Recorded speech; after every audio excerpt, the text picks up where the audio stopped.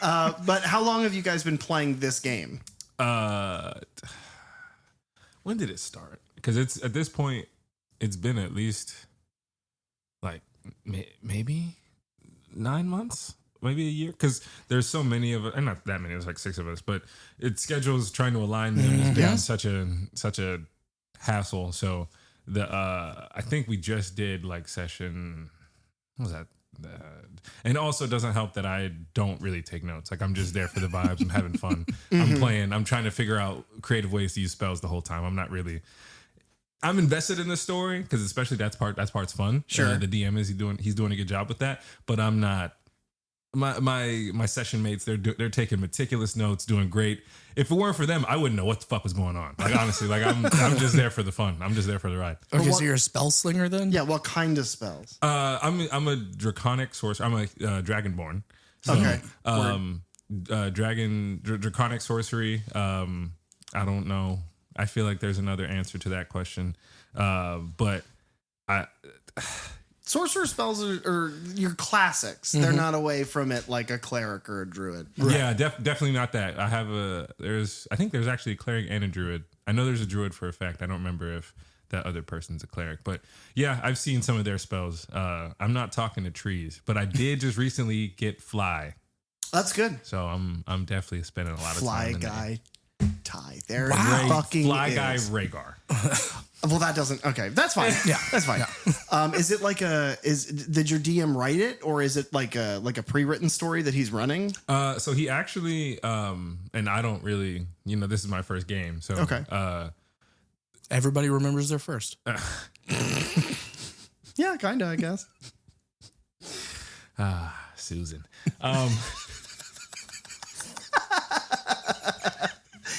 She's never going to listen to this show. And I completely made it up. I've never known a Susan. He's never felt a woman's touch.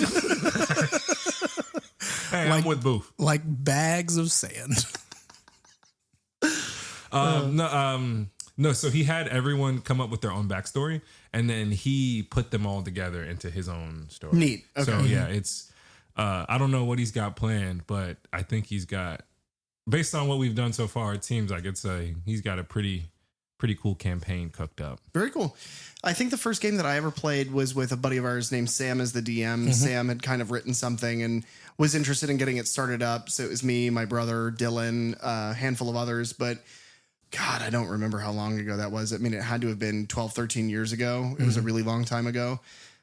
We still play those characters every so often. Oh, yeah? Yeah. First character I ever made was a dwarf barbarian. Classic fantasy shit. That's doesn't get more fantastical than that. His name is Goran Stonebear. I went as balls to the wall. Like I wanted. Oh, those balls are on the wall. And they're made out of stone and bears. I wanted to.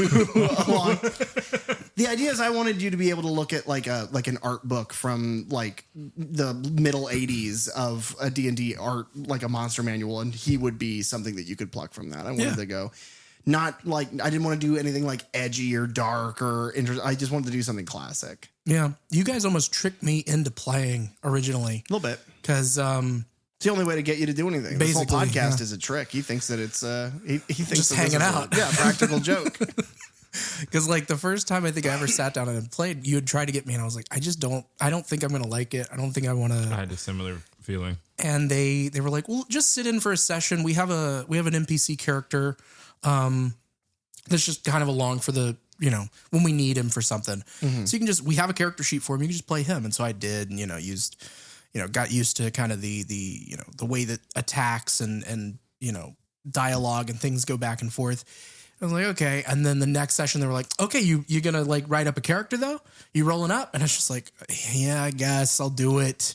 It is funny to me how the majority of memories that I have made with Derek over the years, because we've done everything. We've done a little bit of everything. And it's always, unless it is going to a movie, typically, or Olive Garden. If it isn't those two things, it's usually I am going, just try it, you son of a bitch. And then he does, and usually he's like, oh no, I do actually kind of like that. Which is what I think the whole pitch is D&D is so similar in kind of like the rules weight and the density of the rules, but also like the fantasy element and just kind of the fun exercise in that to Magic. They're so similar. I know that there's not as much role playing in Magic, but there is much more like versatility in what you're using. You're not limited to any one class. You can make your own deck of spells, and it is so fun. And we've been playing it for a long time. We really could teach you. It would not take very long. Oh, PJ, you already hit record. Oh, son of a!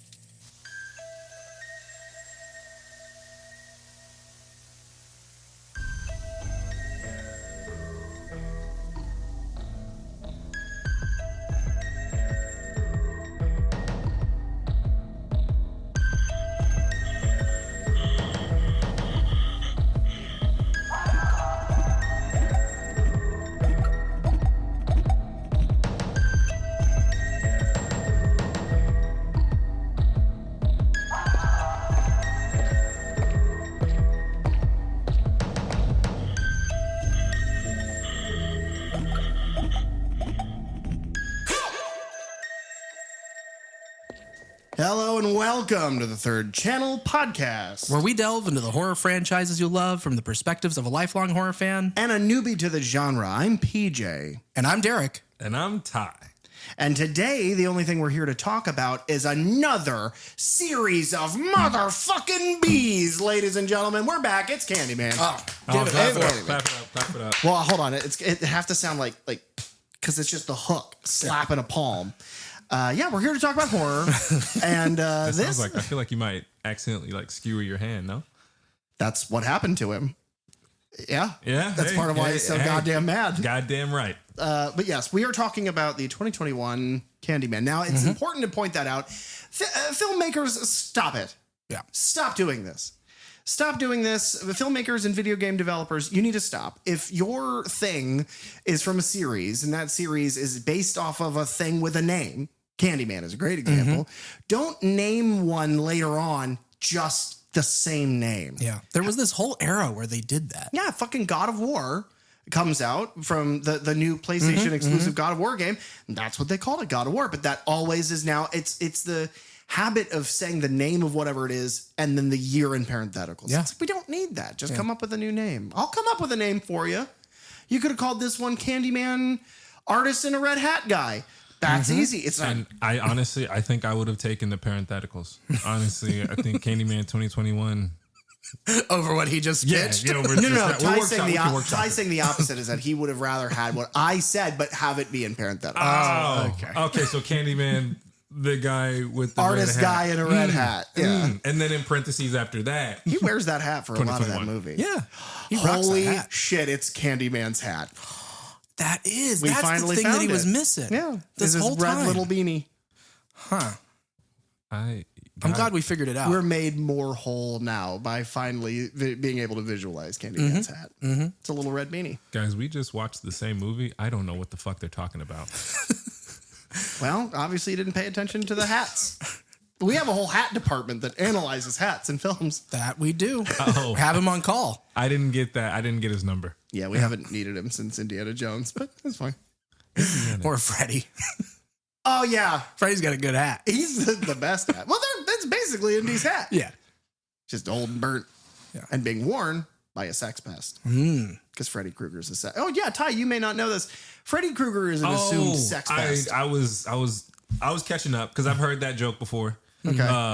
But he does. I don't know that it's a joke. He touches kids though, right? Is assumed, yeah. It's not really ever stated. But it's It is in the remake. now- We know that for sure. now which Yeah. is worse? This is an interesting one. This is the first time that we're having Ty on. Yeah, and we can't as call him a guest. Yeah, I mean, we're not calling him a guest. What Well, the fuck he's a am I guest in then? our home. Yeah. Oh, Studio.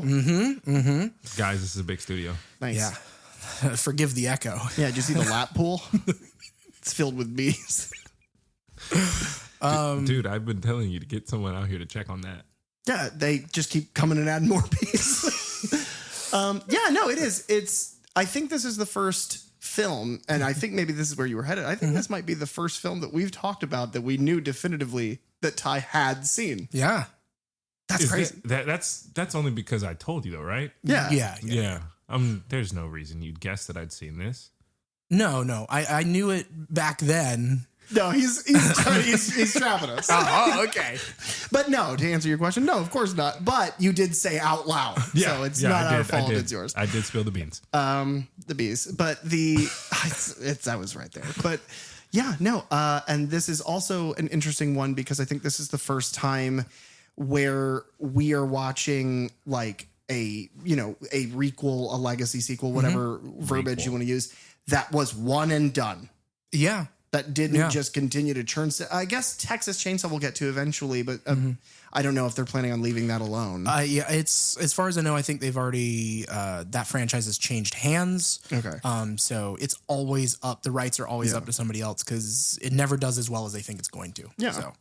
But yeah, this is a one and done. It wasn't like Scream where they have, it kickstarted another trilogy at the point. Yeah. Halloween has continued. They're making TV series out of Friday the 13th and allegedly Halloween. But this was a good revisit. It didn't feel bloated or forced. It felt like, hey, do you guys remember that feeling of seeing something really cool and artistic and like kind of shadowy? Well, welcome back. Enjoy your seat. And it feels nice. Yeah. Do you have any housekeeping? Well, I've been meaning to take the trash out. So That's good. I'll go ahead and handle that real quick. Okay. Once he's done with that, no, I think we're good. Okay. I have a few things. Oh, okay. I do want to say that at the time of this recording, which will remain in mystery. Right. But the Oscar nominations have recently come out. And I just want to bring that up to say horror has kind of gotten a bunch of nominations this year. Yeah. As in more than one horror movie or just a single horror movie? Both. So not only, and I'm sure people already know this, but not only has Sinners broken the record of most nominations of any film of all time, as far as I'm aware. Shit, really? 16 nominations. Wow. I think it would have to win 12 of them to tie with 3 other movies that have won that amount before. All right, let's not get Don't greedy. quiz me on what those things are because I don't know. Quiz. I think Return of the King is one of them. Okay. Next. I do not know. Fail. But other than being up for Best Picture, Best Director Ryan Coogler, actor, supporting actress, supporting actor, original screenplay, cinematography, and some others, Guillermo del Toro's Frankenstein is up for 9 nominations, a bunch of different things. Oh, yeah, I remember I was supposed to watch that. And just never did. What's funny, I still haven't watched it either. Neither have I. I missed it in that brief 1 weekend window that it was in theaters. That's insane. And so I haven't watched it yet. Missed it by that much. I went to sit down and watch it and have it queued up, and I click play. And then, the first thing that Netflix will always do is the boom with the in. But then in that period, you see the timeline, and it's like 3 hours something. And I was like, oh, nope. And I backed out of it because I don't have time for this right now. Yeah. You're like, let me watch 3 episodes of Stranger Things instead. If Stranger Things is Family Guy, then shaboopy. But otherwise, no. But then a couple other things. Begonia is up for Best Picture and Best Original Score. That one's like right on the line of like a horror movie. I don't know if you saw that one. No, I didn't. Emma Stone, Yorgos. Jesse Plemons. Yes. Oh, Yorgos that's Lanthimos. the Yorgos movie? Yeah. Oh, then I'm going to see that anyway. Oh, it's amazing. I like I'm going to check out anything with his name on it. I just didn't even realize that came out last year. And then Weapons is up for a couple things. Really? Like what? Technical stuff, but it's up for the actress who plays The grandma. Yes, Gladys? That's awesome. Gladys, Amy Madigan. No, stand by. Good call on that, because I for damn sure would not have remembered her name. I can never forget the name of somebody who drinks water out of a bowl. Yeah, that's Fair Amy enough. Madigan. Fair enough. But yeah, she is up for an Oscar for Best Supporting Actress. And then Best old lady running from a school of children. And then being eaten by those children. Spoilers for Weapons. they set up a new category just for her. She was that good. And then a horror movie. I can't remember. It's a foreign flick. The Ugly Stepsister is up for Best Makeup, I believe. Okay. Maybe costuming as well, because that movie is gorgeous. It's a body horror film. Great. Look, if David Ayer's Suicide Squad can win an Oscar for the best makeup, anything can. I could go outside right now, get a thing of Clown White, boom, I'm an Oscar winner. Yeah. No notes. But yeah, I just think it's interesting that, you know, the genre that we know and love as much as we do, who typically does not get the nominations or the credit that it deserves, finally is kind of at least getting the noms. I doubt it wins for most of those things. No, and I would love to see it win, but I know it won't. And the reason I know it won't is because I think the last like true blue horror movie that won like a horror thriller was Silence of the Lambs. Yeah, I mean that one, and that one like swept. But that's a long time ago. Yeah. So that's what they needed to do is put Sir Anthony Hopkins in Sinners. And honestly, that didn't even feel like that. Doesn't feel like it feels like there's a type of horror movie that would win. Silence of the Lambs is that. Like I couldn't see a movie like Weapons or even Sinners. Honestly, I don't feel like they would pick that to win. Right. I don't know. It'll win some of the technical stuff. Right. And I was thinking Best Picture for that one because that was one of the awards that Silence of the Lambs did win. And I just can't get over the fact that it was honestly just kind of like definitely not. It's an amazing movie, but it's kind of like a cop procedural. Like it's basically a Law and Order episode, just in a film form with incredible characters. But I feel like that's like the format of a horror movie that you would get. Like I couldn't see anything remotely paranormal winning a Best Picture. Right. Well, and what's funny is that I feel like right around that time that it was winning and it was up for all these awards is when kind of like we've had this the idea of elevated horror like recent. Back then it was like, oh well no that's not a horror film, that's a psychological thriller. And I was like, oh, okay, well, what does that mean? It's like, oh, I mean, it's a horror movie. Sinners is a psychological horror to an extent where it's like, they're like, psych, we're actually vampires. You didn't think we were, but that Anthony Hopkins is Remick, dude. They would have swept. They would have won every award. Anthony Hopkins is like Sammy, but different. Yeah. Sammy. I love that guy. He's really good in 28 The Bone Temple. Yeah. Sinners. Yeah. He's also really good in Sinners. Oh yeah. Hey, audience. I watched a zombie movie. He did. Like a true blue zombie. I watched 28 years later. Did you watch the other two? 28 Days and Weeks? No, he hadn't. Oh, so you don't need to watch 28 Days and Weeks? Definitely not. Well, he didn't. Okay. But I think it works on its own. Yeah. Okay. Because that's the only reason why I didn't watch it. I didn't rush to go see it because I was like, I haven't seen the other two. So I'm happy to have not seen the first two. Seeing it this way is interesting because we are talking about so many things that is not Candyman. So if you want to hear our review for 28 years later, wait 28 years, you bunch of fuckers now. That's a good one. Candyman. When's the first time that you saw this film? Was it in theaters in 2021? Yes, it was. Okay. And whenever I look back at my Letterboxd, if I'm not mistaken, I had seen Candyman 1992 a few times before. But then the first time that I had watched Candyman, Farewell to the Flesh, and Day of the Dead was in the like weeks leading up to the release of this film because I just wanted to, if there was any sort of references or anything like that, I wanted to be able to point them out or, make connections there. Understood.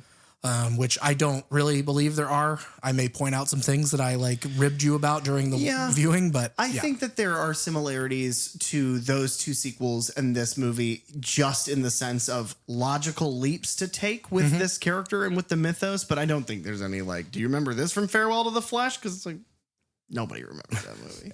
The only thing they remember about that movie is me doing that speech from the Kingfish radio DJ a couple weeks ago. And if you don't know what I'm talking about, check it out. Yeah. We do this show all year round, folks, not just right now. Ty, when is the first time that you saw this movie? 2021 when it came out in theaters. Okay, now, had you seen the original? Yeah, so I went out of my way to watch the original like minutes before I left to go see this one. So I did have all of that context. And I do think this movie could probably function on its own. Like it'd probably be a fun-ish twist to not know what you know about what you would know about, the characters if you hadn't seen the first one. But it was very enlightening because I was able to a good enough job telling the story. And I was happy that I did take the time to watch it though, because it kind of did free me up. Although I don't know, because I do think the story would have been maybe a bit more engaging had I not known. Because the mystery aspect might have been more titillating for me, but it was cool having seen the first one because it was the mystery part might have been a bit more interesting, but I still think the story was well told and the movie was well made. So that was really what I cared about the most, honestly. Yeah.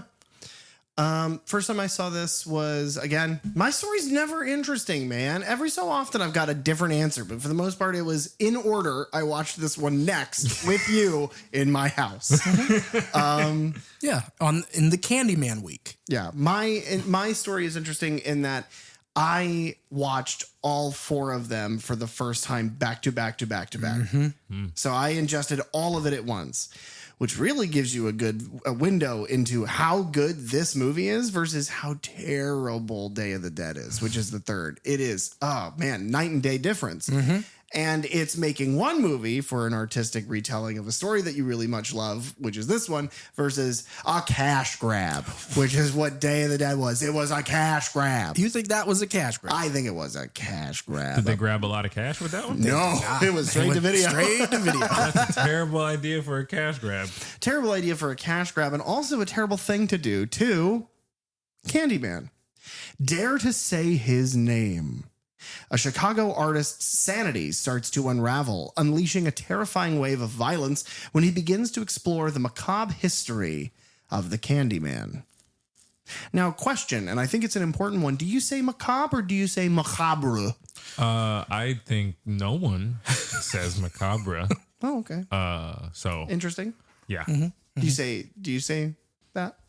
It does sound like something that I would say wrong. Yeah, because it sounds like a name. Yeah. Also, I don't know if I've ever pointed this out, and I bumped into this in real life the other day and felt like an idiot. I pronounce a lot of words wrong on purpose in my life as a joke. Yeah. And I know that sounds fake because of how I pronounce names on this show, but I do actual words. And so I was somewhere, and the unfortunate thing is I do it so frequently that it's now broken in my brain. Yeah, you don't know what's real in a joke. And so I was in public and was guys. asked what I wanted off of a menu at, say, a bowling alley. And I was like, oh yeah, I'll take the quesadillas, because that is how I've said them wrong for so long. Derek's, Oh my God. Even the Americans were like, oh my God. Derek's out here ordering falafels. You're a Hey, you're can I a get some of that bad watermelon? you're a bad man, and we Ty and I are friends of a bad man. let's see how much of that gets cut. Half of this episode is already on the ground. We'll have nothing to talk about except this movie analytically and I don't know, Oscars, I guess. So Candyman was released August 27th of 2021. Okay. Oh, wow. It's directed by Nia DaCosta. It's written by Jordan Peele, Wynn Rosenfeld, and Nia DaCosta. Fun fact, the ampersand in a movie, or whenever you see screenplay by and you see an ampersand between two names, they wrote the movie at the same time. And if you see the word "and," it means that it was written at a separate time, like in a different session. So Jordan Peele and that first person, they wrote it. Probably I don't know what they wrote together, but they wrote something together. And then Nia DaCosta also wrote something independently. And I'm sure like there's some amalgamation of the two. But I remember reading that that little tidbit. And it's always stuck with me. Yeah, and I I've didn't noticed know it's there because I was always wondering what was the distinction, like why use one versus the other. Yeah. But there's a reason for it. It's not just a stylistic choice. Yeah. Now, where Derek doesn't know how to say words or names right, apparently I don't know how to draw right, whichever you'd prefer. I don't know how to create an ampersand. Oh, don't worry. I thought it was an 8 with a little Q, like a stick coming Like it out was of smoking a cigarette. Well, it was with its butt, because that's what it would look like. Picture an 8 smoking a cigarette with its butt, folks, and that's what I thought an ampersand looks like. This is produced by Jordan Peele, Wynn Rosenfeld, and Ian Cooper. Okay. The cinematography is done by John Oh boy. Galesarian? Galisarian, maybe? Sure. Great. Who had also done the cinematography for a movie called ZMD, Zombies of Mass Destruction from 2009, the sci-fi rom-com film About Time from 2013. Ooh, I love that movie. Yeah? That movie is actually Rachel McAdams is in that, right? Yes. It's one of 3... and Domhnall Gleeson. Oh, okay. It's one of 3 time travel romance movies that Rachel McAdams is in. No, that's Sandra Bullock, the one with the mailbox. Man, I love that one. Oh, well, yeah. You love rom-coms, baby. Also the cinematographer for Trial by Fire, a 2018 biodrama starring Jack O'Connell and Laura Dern. Oh, shit. He shot An American Pickle, the 2020 Seth Rogen my God. dramedy, whatever. And then Cocaine Bear in 2023. And Tim and Eric, awesome show, great job. 29 episodes, which is about half the running time of that show. Okay, cool. This guy's got a favorite thing to do. The editor is Katrin Hedstrom, who had done a slasher movie in 2018 called #Horror, a 2016 comedy called Far Out, a movie called Little Woods in 2018, a comedy from 2019 called Vanilla, Sharpstick, a dark comedy in 2022, and The Marvels in 2023. Can I just say #horror sounds like the most corporate market produced thing that could have come out of 2018. Like, what do the kids say? Hashtag. Now it would be Skivity 67 horror. I'd watch that. Because it's a catchphrase. The budget for this film, $25 million. Okay. Just as a reminder, the original Candyman in 1992 was made for $8 to $9 million. It brought in a box office of $77.4 million off of the $25.8 that Candyman originally had in 92. Okay. The director and writer, Nia DaCosta, had also wrote and direct Little Woods, the crime drama in 2018 starring Tessa Thompson and Lily James. The Marvels, the 2023 sequel of or follow-up to Marvel's Captain Marvel, Miss Marvel, and WandaVision in a way. Okay, yeah. A movie called Hedda, which is a 2025 drama starring Tessa Thompson and Imogen Poots. And then most recently directed 28 years later, The Bone Temple from 2026. Okay. Starring, is it Rafe Fiennes? I believe so. And Jack O'Connell. Okay. All the Which one of them is the vampire and which one's the wizard? Writer-producer Jordan Peele. I don't like that. I'm speaking out against this abuse. I make funny jokes, and you try to capitalize off the humor by not responding. Answer the goddamn question. I guess Fiennes is the wizard. Yeah, because he's Voldemort. That was the... I got it. Wait, no. Ready? Anyway, Derek, tell us more about the movie. That's good. That's a good bit. Jordan Peele was the producer on Black Klansman, a 2018 Spike Lee joint. He was the producer and main writer, I believe, on the Twilight Zone redo series that he did, which I have seen all of. Yeah, I have seen one episode and is very good. Oh, he is. I would like to give it a shot, but I haven't. Very good. Wait, what? The Twilight Zone in I haven't 2020-ish. Yeah, about that. It was straight to streaming, but I think it's like an 8 or 9 episode. Yeah, ran for 2 seasons, I think. Very meta by the end of it, but it is very good. Okay. I need to check it out.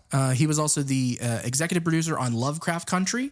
Okay. Was the producer on Wendell and Wild, the 2022 Henry Selick film that he also wrote. Monkey Man from 2024, which is starring and directed by Dev Patel. And then most recently, producer for Him in 2025, which was directed by Justin Tipping. Did you see Him? I saw the Alex Garland Him. Oh, okay. Or no, that was Men. Yeah. Him was all right. Wait, that's the football movie. Yeah. No. Hey, how come you didn't ask me? I intended on seeing that one. Because you didn't go with me to see that one. Yeah. Yeah. You're right. That's a good reason to not ask. But you know what? Not that Derek knew this, but I went to high school with the lead. I didn't know that. Where'd you go to high school? Paxton School for Advanced Studies. Humble brag. Yeah. Jackson. Hey, that's just the name of the school. Damn it. That's Jacksonville, Duval. I went to. Shout out 904. I went to Dudley's Technical School / Chevron gas station. Humble brag. I got all the free gas and taquitos I could have. That actually is not a bad. I was going to say I could eat, but then that implies I eat gasoline. Which he does, guys.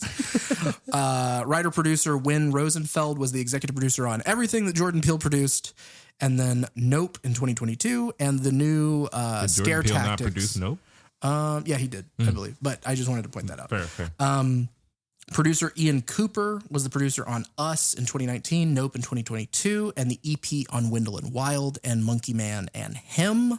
And then the music in this film is done by Robert Aki Aubrey Lowe, who had done the music for a psychological thriller in 2022 called Master, a thriller in 2025 called The Man in the Basement, Rock Springs, which was released at Sundance in January of 2026, and then a lot of documentaries, things called Telemarketers, Power, Union, Seeds, and Life After, and those are in just the last 3 years. Okay.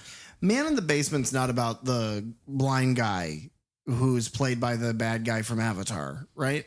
No, but I do understand. I know that sounds like a punchline. That's an honest question. Yeah, no, that is.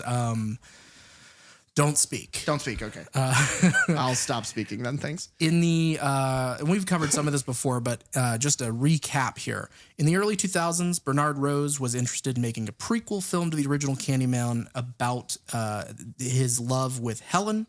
And that idea was rejected by the studio.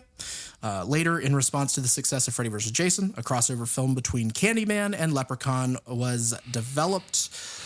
But Tony Todd was like, I will never be involved with something like that. Good for him. In 2004, Todd had told Fangoria that a fourth film was moving forward with Clive Barker's involvement and a $25 million budget that ignored the events of Candyman 3. Good.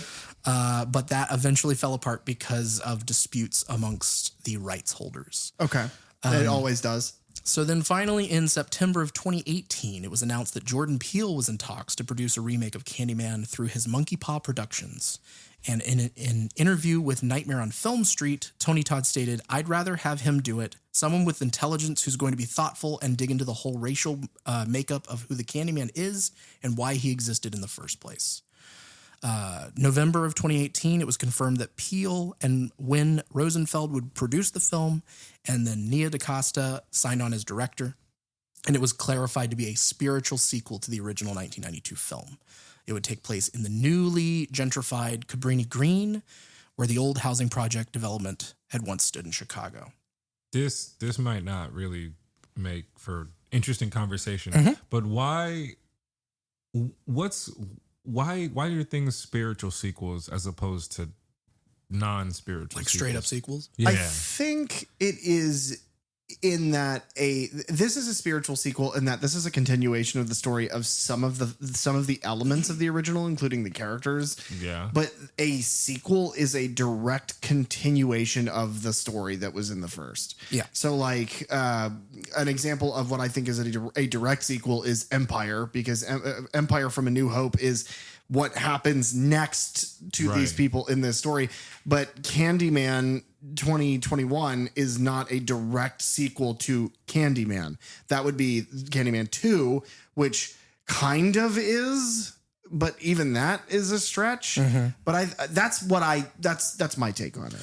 Yeah, I would say it's something close in there. I like the term legacy sequel because I like that. And I like a legacy sequel typically. And I like when it's done right, obviously. And I think this is one that's very much done right. Maybe it's more along what the intention of the filmmakers is, because if your intention is to make a sequel, you want to continue narrative elements, you want to continue character growth, you want to continue all of those specific things. But that's a spiritual successor comes to mind with spiritual sequel in that it's not about that. It's about telling this story, the spirit of this story in a modern day, in a time lapse. Yeah. So sequel, spiritual. That's a good point. And I think, Ty, you kind of brought it there with you saying that you were kind of happy that you watched the original before seeing this one, but also you think that this one would work on its own, because I do. I think it would work on its own in the same way that like it tells you enough of what the original had, And if you know those things, then great. But if not, like, you're going to enjoy this because these are original characters for this tale. Yeah. And to that, I guess the biggest hangout for me was the fact that the lead is, I guess, spoilers for the movie. The lead is the baby that got kidnapped at the end of the first one, or in the first one. So to me, it's like this is a sequel, like, if anything. But I also agree that there's enough new characters, and we're not looking at it in the lens, in the context through the lens of the first one until more information is given. Yeah, and then his mom showing up also, because the only character that's the same from the first one is Yaya or Anthony. So I guess that makes sense. I mean, the other thing is that the baby is so far detached from the main kind of cast of people that continuing that story, it'd be like doing a spiritual success, like a spiritual sequel to Seinfeld, and the show's all about Newman. No, that's just a spinoff. I've never seen Seinfeld, so I don't get it. But I haven't either. I just know those characters by name. Oh, wow. Yeah, man. In January of 2019, it was reported that Lakeith Stanfield was being eyed to star in this film. Oh, shit. But he turned it down for Judas and the Black Messiah. Okay, understandable. I don't know who that is. I'm sorry. Lakeith Stanfield. He's the guy from, he's the first guy that got kidnapped in Get Out. And he's also in Sorry to Bother You. And he's also in Judas and the Black Messiah. Okay, I know who that is. Yeah. Okay. He's the guy that's, I don't know how hard he's going at this point, but I know he was trying to, like, he was almost campaigning to play Joker or something like that. Yeah, I think so. Some villain, something that was like not expected. Like, this would be an off the wall casting, but because of the choices that he makes as an actor, I would be down for. Like, honestly, I'm kind of interested to see how he would have done this. Yeah, I'd watch anything that dude does. Yeah. At the time, there was no word on whether Tony Todd or any of the past cast would reprise their roles. In an interview with Entertainment Weekly, Todd spoke about Jordan Peele, stating, "I know that he's a fan, and I'm hoping that I will appear in the film in some form. Wouldn't that just make sense? But it's Hollywood, so I won't take it personally if it doesn't work out. If this new one is successful, it will shed light back on the original, and I think that the subject matter is more important than any individuals, and I mean that." Which I think is important. That's cool. That's cool. Because it is hard to watch this and not feel the shafting, and to not immediately make the assumption like, oh well, they fucking shaft Tony Todd out of this movie that he basically wrote he wrote the character. It's such a shame that they wouldn't include him. But hearing that from his mouth, it's like, no, I'm being genuine. I'm fine with this. And then seeing how he is included, I do like that, and what he lent to the series. Plus, at this point in 2021, he may not have been very sick, but he was definitely starting to get very old. Yeah. So, in February of 2019, Yahya Abdul Mateen II was misreported as being in talks to portray the titular character of Candyman, which is kind of what he is. And I think they were holding that back. Yeah, I was going to say, that doesn't sound like a misreport. That sounds like a leak that you guys wanted to keep under wraps. But in response to that news, Tony Todd offered his blessings, stating, "Cheers to the Candyman, a wonderful character that I lived with for 25 years. He's brought grace and glory and a beautiful boatload of friends and family. I'm honored that the spirit of Daniel Robitaille and Cabrini Green rises again." How does he say a boatload of things, but doesn't say also a boatload of cash? Yeah. Because for me personally, it's a it's a cash grab.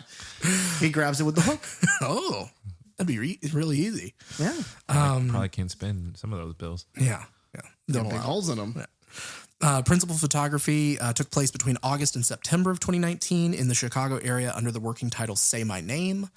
Several scenes were actually filmed in the last standing remains of Cabrini Green, which are the fenced-off row houses from 1942.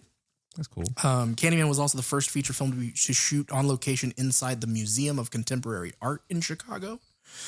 It features a series of like puppetry animation sequences. Yes. Those were created by Chicago-based puppet theater company Manuel Cinema. Nia DaCosta said that she and Jordan Peele had chose those shadow puppets after speaking about how early on they were like, we don't want to do traditional flashbacks or use footage from the original movie. So how do we do this? And so they thought, that would stand out on its own. Jordan Peele also apparently went to college for puppetry originally. What the fuck kind of what? He loves the art. Where do you even study that? I don't know. But the use of this kind of became less about the flashbacks and more about how we depict these stories, these legends.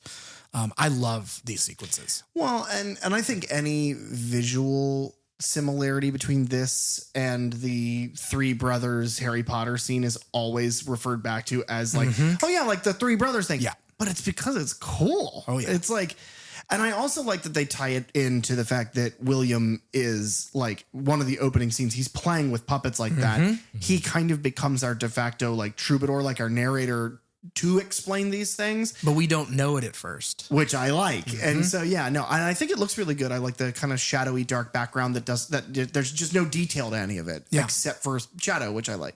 Yeah. And then finally, the original score was composed by a Chicago musician. They got a lot of Chicago artists, like all the art that's done in the studio gallery. Yeah. It's all done by Chicago artists. They commissioned for it, or they already had pieces and they just, worked it in. But the musician Robert Aki Aubrey Lowe, he used solo compositions based around voice and extended modular. Basically, a lot of the music, the way that it's composed in this is his own voice, then put through a synthesizer. Like a bunch of vocoders to change it. Yeah. And it gives it like this ethereal sort of sound to it. It doesn't sound like anything else. No, I do like the score. Hearing that that's how it's made is interesting. I do miss the Candyman score. Yes. It comes into the very end of the movie, but And it comes in, Helen's theme is used whenever Troy is giving the backstory of her legend. Okay. It comes in there during the puppetry. So yeah, I like that. I wish it would have been used a little more. Yeah. But yes, you do get a little bit of that. He had done some field recordings of Cabrini Green to kind of capture the essence and the spirit of that neighborhood, and then layered that in. Room tone. Yeah, basically. Yeah. And to give it kind of the texture of the city, along with the voices and things like that. But I think it's a haunting score. Ambiance. Cabrini green noise. Because green noise is like white noise. It doesn't matter. Let's move past it. The joke didn't land. Let's move on. What is he? Candyman ain't a he. Candyman's the whole damn hive. There are others. Samuel Evans, run down during the white housing riots of the 50s. William Bell, lynched in the 20s. But the first one, where it all began, was in the 1890s. It's the story Helen found, the story of Daniel Robitaille. He made a good living touring the country painting portraits for wealthy families, mostly white, and they loved. But you know how it goes. They love what we make, but not us. That's such a sad way to end an incredible bit of exposition. Yeah. Because it reminds you, hey, by the way, well, it reminds us. I can't speak for your experience, but it reminds me at least. He's pointing at me, guys. Yeah, because, you have longer hair than I do. But it reminds me of, it's like, as fun as these stories are for you, for others, they're not stories at all. For others, these are things that, you worry about happening to you. It's something that we can't experience. So it's hearing that, that's the way it's delivered is like, well, yeah, you get it. Everyone knows that. And it's like, that's terrible. Yeah, because our experiences in life are different. And so the way that we absorb art and film is different. Yeah. The things that we glean from it is different because of our life experiences. Yeah. Love songs sound like heartbreak songs, depending on what frame of life you're in. It's like, yeah, that's just it. That stuck out to me as being just kind of tragic. Anything that Coleman Domingo says is incredible in this film. I want to see more from him. I've seen several things with him in it, but it's like how unhinged he gets eventually. Yeah. I'd love to see more. Do you like when he says the line, "Where you gonna go?" Because that's the good one. Because he sounds like a psychopath and his voice rings through a creepy hallway. This movie starts with all of our studio logos being flipped reverse as if in a mirror. It's like a motif for the Candyman. Who comes from the mirror. Yeah. Why he's not the mirror man, I don't know. And then even better on top of that is you get a distorted version of the Candyman can from Willy Wonka. This is also like, because this is after Us. So it's this era of time where we do like kind of hip hop distorted versions of other songs. Yeah, I remember that. Yeah. Because even in the trailer for this movie, you got a quick line of, is it Destiny's Child? Say my name, say my name. Yeah, that's the. Yeah. Which I get, like, you know. Of course. It's like the tagline basically, but that's like, what you got to use. Yeah. But it's just, it's funny the things that you see kind of, oh, that hit for Us really well with I Got 5 on it. Yeah, yeah. Do that. Yeah. And then, you know, you attach Jordan Peele's name on it and then people are like, oh yeah, that's a Jordan Peele movie. It's like, well, I mean, kind of. He made a sketch show. That's what we know him from. We're in 1977, Chicago's Cabrini Green housing projects, and there is a younger kid who is doing laundry sorry. He's doing laundry in the basement of these buildings. Sorry, guys, wrong movie. And I love the coat that he's wearing because it immediately evokes. Yeah. And it's he's got the coat and like a yellow turtleneck. Yeah. The whole thing is very much because after the scene, obviously he goes away. Right. So it does give you that inkling of like, well, then who was that? Is he the Candyman? Maybe. He might have been, but he was terrible at keeping his laundry in that basket. Yeah. He drops the socks and then a sock. The cops are, you know, milling about outside of Cabrini Green, like I assume they always are, and they have wanted posters for someone. And whenever this kid goes down there, there's a piece of candy that kind of is tossed out of this hole that's been broken through the wall. Really creepy looking hole. Yeah. Insane. Like if I see that hole, I'm turning around. I'm like, Mom, we got to find another laundromat, or you got to come down here with me because I'm not doing this. It is a sort of upside down, like sinister looking, gaping absence in a very like clinical white wall. But another thing to add is as he's leaving with his laundry, his sister says, "I hope Sherman gets you." Yes. And it's like, who the fuck is Sherman? Right. But it automatically plays with the idea of like, there is somebody out there who could get him. Yeah. Which go ahead. Which plays into in the original film of like, you know, once the cleaning ladies hear, you know, Candyman brought up, it's just like, oh yeah, Candyman, he's around Cabrini Green. And it's just like, he is? He's real? Does he live there? I don't understand. Like, yeah, I have photographs with him. Yeah, I think, and honestly, it kind of reminded me of like in neighborhoods like that, like you kind of, I don't want to say like that, like just urban legends, those kind of things exist. And I feel like it was like you, because I'm right now I'm remembering like not my own version of Sherman, but I just remember there being like, you know, this somebody in the neighborhood that you don't know.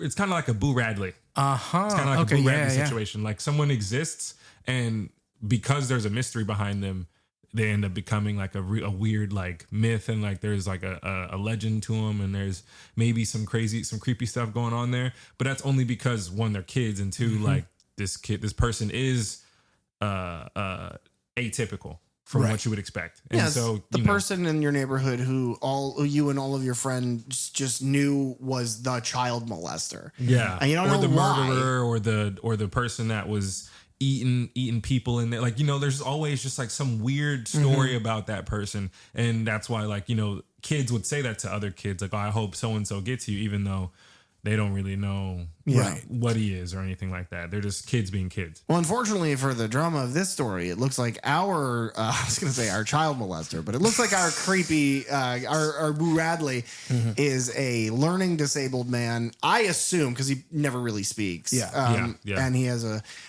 classic hooky prosthetic arm.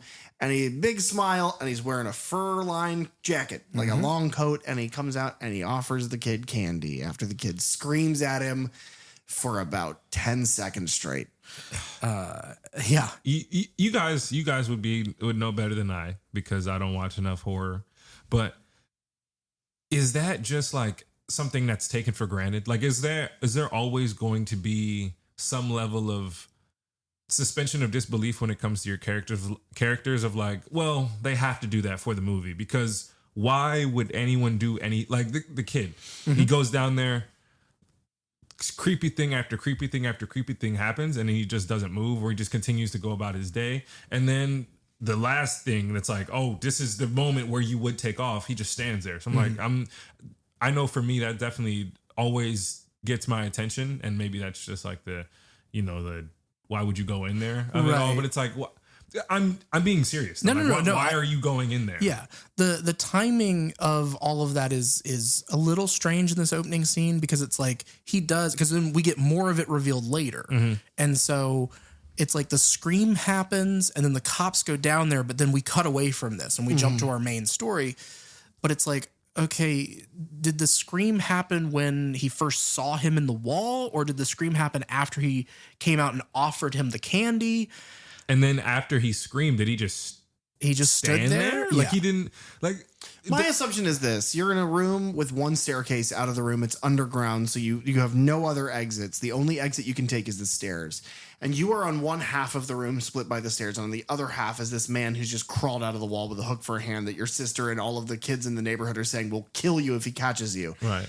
And in that moment, you have to run forward at him and turn to go up the stairs. And he has much longer arms than you. Right.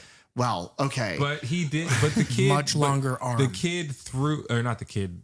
The candy was thrown before, like at least a few seconds, moments before he emerges. So at that point, once the candy's tossed, I'm out. Like, I don't understand. I don't understand what's going. I don't understand why you would have stayed. Okay, but do you take the candy before you run? Absolutely. Okay. What if it's got a razor blade in it? I'm gonna go give this to my bitch ass sister. Like, this is. It's a good point. The problem that because I don't have an issue, I can get over the suspense, the suspension of disbelief. I can get past that. I think, to answer your question, there is a level to me of like, well, I mean, yeah, you just gotta sit down here and do this. But it's also like, I am 30, I am not 10. Fair. And if I was 10, I have no idea what I would do. I would probably cry, and then I would probably die of fear. Yeah, I get, and I've certainly never had a Candyman experience. I've never seen him, but I just am thinking back to like anytime as a kid I was creeped out or spooked out. I'm booking it as quick, and that's why I just wanted to ask like the horror. That's why it's Fly Guy Ty, because of his fight or flight. It's all he always flies. That's really good. But Thank you.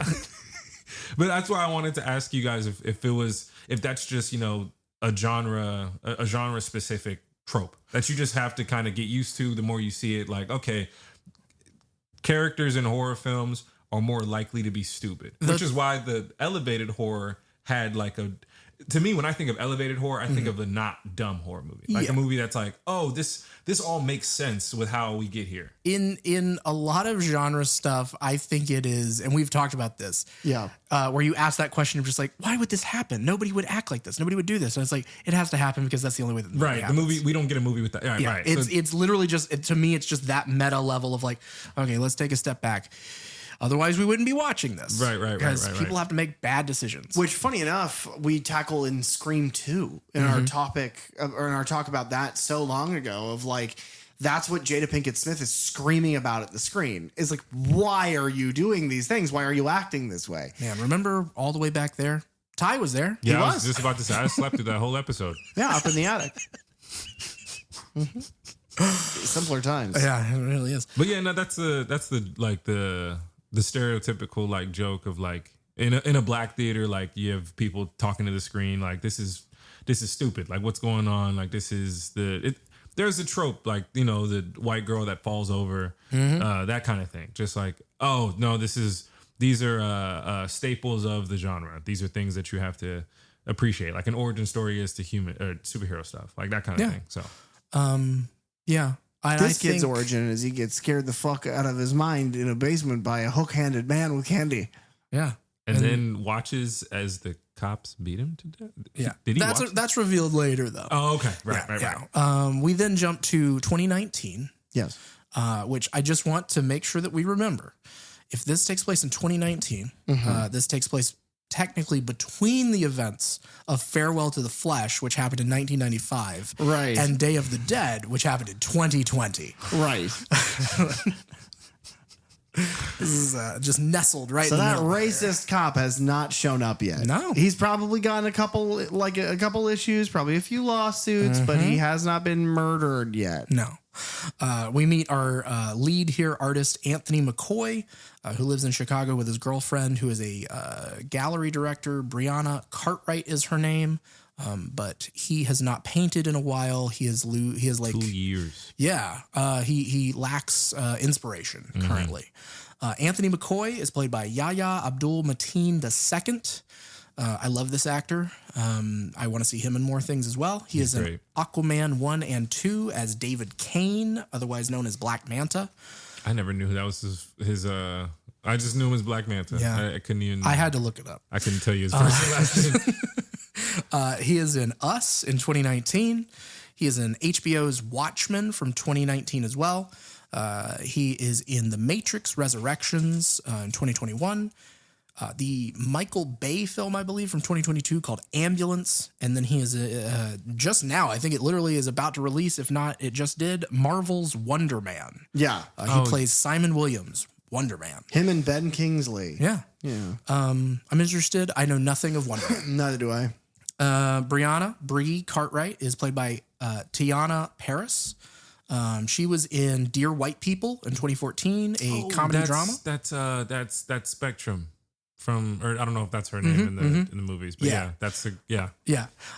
She is in a Spike Lee joint from 2015 called She-Rock. She was in If Beale Street Could Talk, which is a romantic drama from 2018 that I have seen. Also, I think it's a Netflix movie called They Clone Tyrone. I heard that was good. Yeah, it's one of those. I haven't watched it. I really want to. It's on my list because it falls into that like Afro surrealism genre. Which is what else would fall in that? like Atlanta falls into that. I think you should, or not. I think you should leave. That's the opposite. Sorry to bother you. Yeah. I think you should leave is the opposite of whatever it is that you're talking about. Yeah. Yeah, definitely the opposite of Afrocentrism. You're a dead man. But yes, she plays Monica Rambeau in WandaVision and The That's what I was thinking Marvels. She's wonderful as well. Is not important. Never mind. Brianna's brother Troy and his boyfriend Grady come over for a dinner. Yes, this is our first gay couple in a Candyman movie that we're aware of. No, I'm just pointing out the fact that in the original Candyman they couldn't have Helen and Candyman kiss because it was interracial, and now so quickly in the time of all cinema, so very quickly relatively, now you have a gay interracial relationship. On screen kissing, smooching, snuggling. At one point they bang, they show it. No, but it is nice to see that there was a period of time in American history where we were moving in the right direction of just letting people live their fucking lives. Yeah, well, and it's not brought up as a plot point. It's just a thing that it exists. Her because brother, those are just people. Yep, is a gay guy who likes a little curly haired white dude. Yeah, who doesn't, right, ladies? Look at me and Derek. Oh my god. We just won that prize. That was good. But Troy is, I guess he sells real estate because he kind of berates his sister. A realtor. But yeah, they spent too much money and that they are kind of part of the gentrification of this area. Yeah. I love the kind of really quickly back and forth that that both Anthony and Brianna kind of give here of like, you know, white people built the ghetto and then they tore it down and rebuilt it once they realized they had built the ghetto. Mm-hmm. And I think that is like the best way, the easiest way of breaking down like the idea of gentrification. To touch on that really quickly, I went to high school in downtown, right outside of downtown, at Blake High School. And Damn. Humble brag. Big ass school. it is a big school, but it was backed up against a housing project that kind of followed along the river. And then across from it was another housing project, very similar to not the towers that are in the first movie, but the kind of long road neighborhoods that are in this movie. Very similar looking.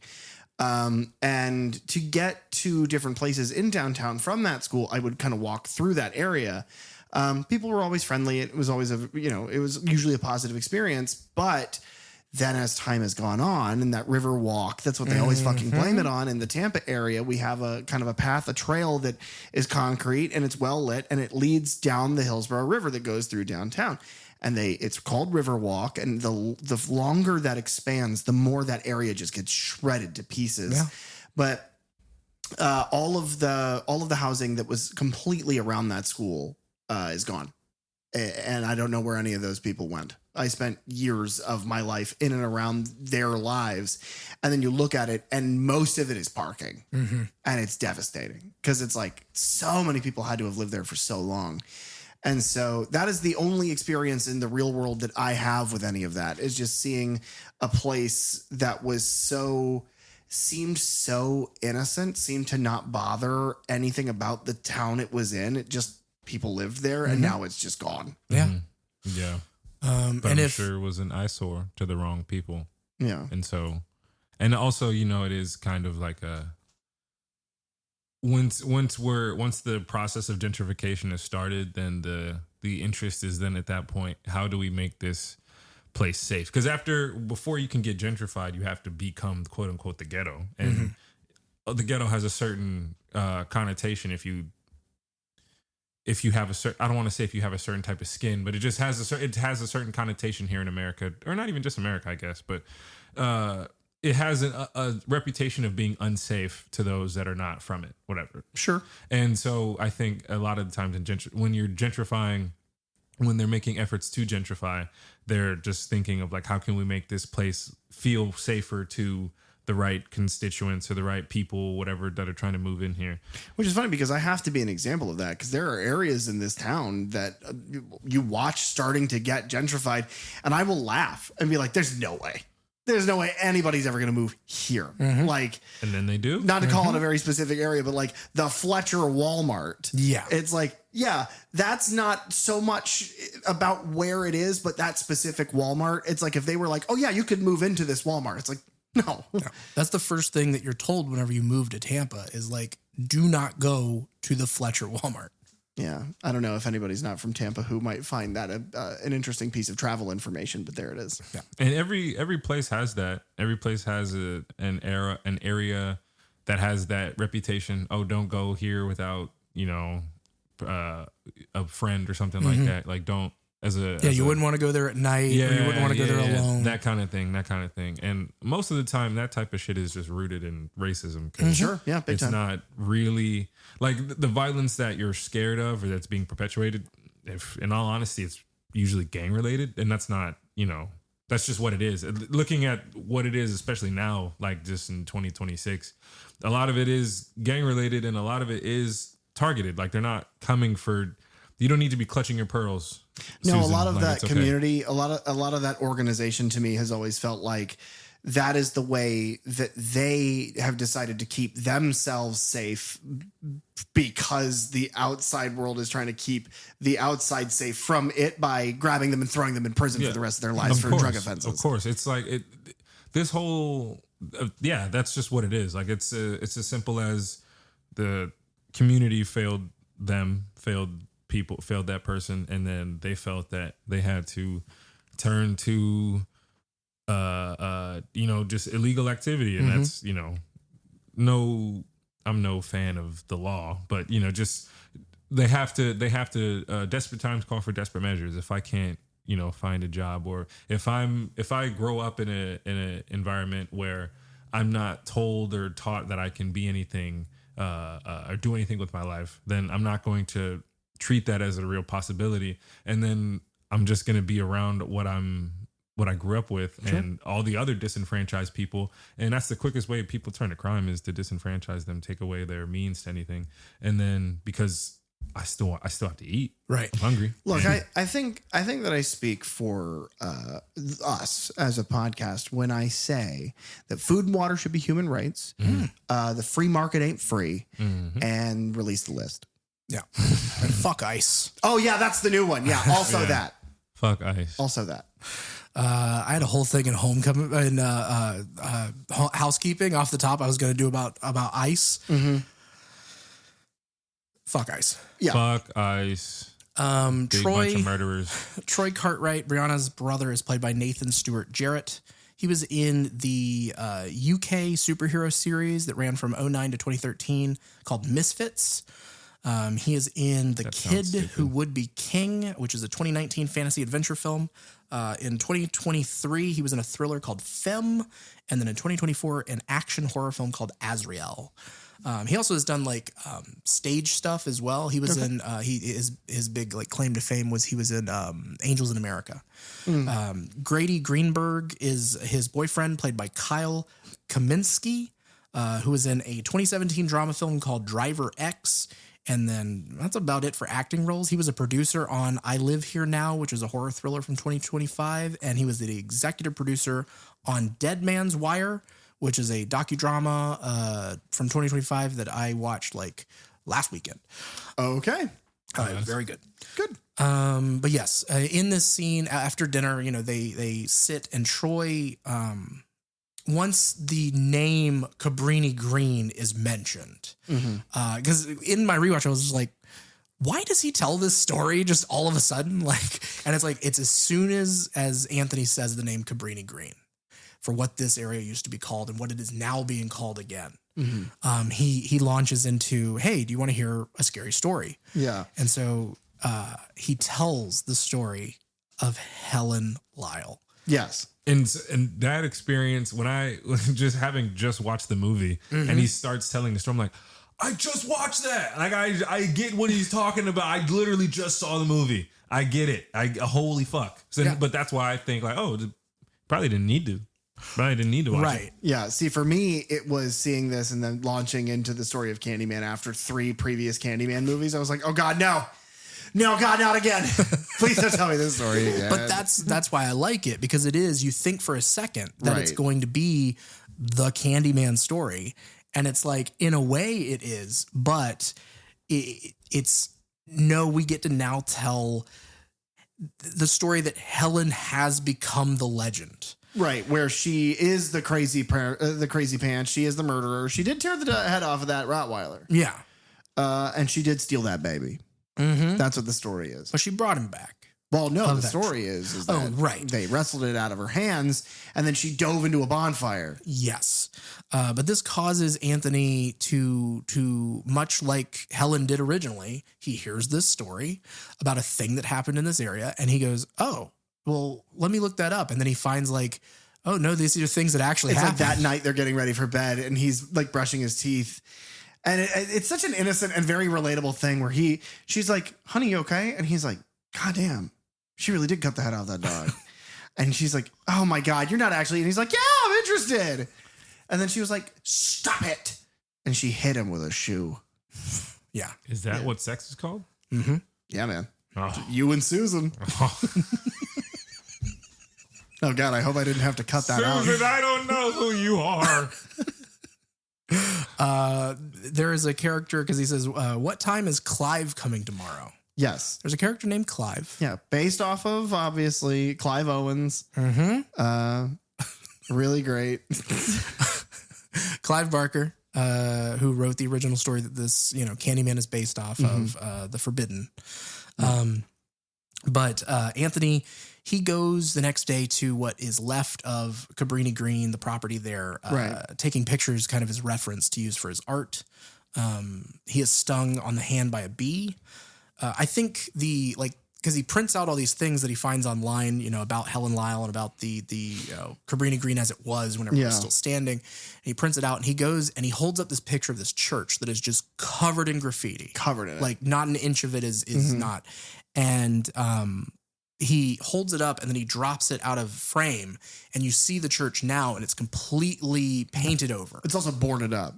Yes. It reminded me so much of those, where it's, what is it, Bernadette and Helen are together and taking pictures of the stairwells and the hallways in the first movie. That's what I mean by this is a nice, legacy sequel in that they don't go, everything is the same. Right.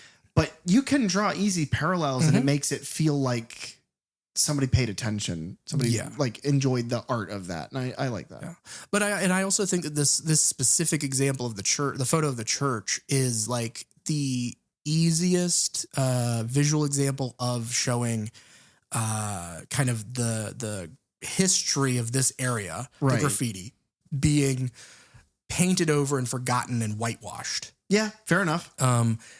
Now that I'm thinking about it out loud, is this church where they end up in the finale? Yeah. Mm-hmm. Yeah. Yeah. Because I remember the shot of, that's where we get a wide of her as she's running out. Okay. And then he's like kind of lazily sat in front and it looks like he's been painting this wall. Gotcha. Or at least that's what I took from it, is that he had been painting it. Okay. And then it's when they escape. Who knows? He's covered in holes. Yes. Yeah, by the way, this one's going to be hard for Derek to talk about because two things happen in this movie and they're both gross. Yeah. And one of them's got to do with holes. And the other one's got to do with fingernails. Yeah. And Derek doesn't like either of those things. Now, not to say that I don't like Holes, the young adult novel by Louis Sachar and Or the film film starring Shia LaBeouf and Harry Winkler. Yeah. What I will say is that Derek does not like fingernails. He wishes that he could just take his right off. Yeah. Ty, could you do that for me? No, not on this show. Keep going. Keep going. We're not doing torture on the show. We've stooped, but never that low. Anthony, this is where he bumps into William Burke, who owns the laundromat. William Billy Burke is played by Coleman Domingo, who is in Steven Spielberg's Lincoln from 2012. He was in Selma 2014. Apparently, he plays a character in Fear the Walking Dead for most of that show. I haven't seen that one, so I don't know.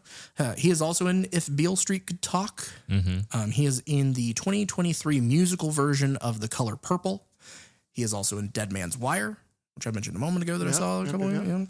And then he is in the latest 2025 Edgar Wright version of The Running Man.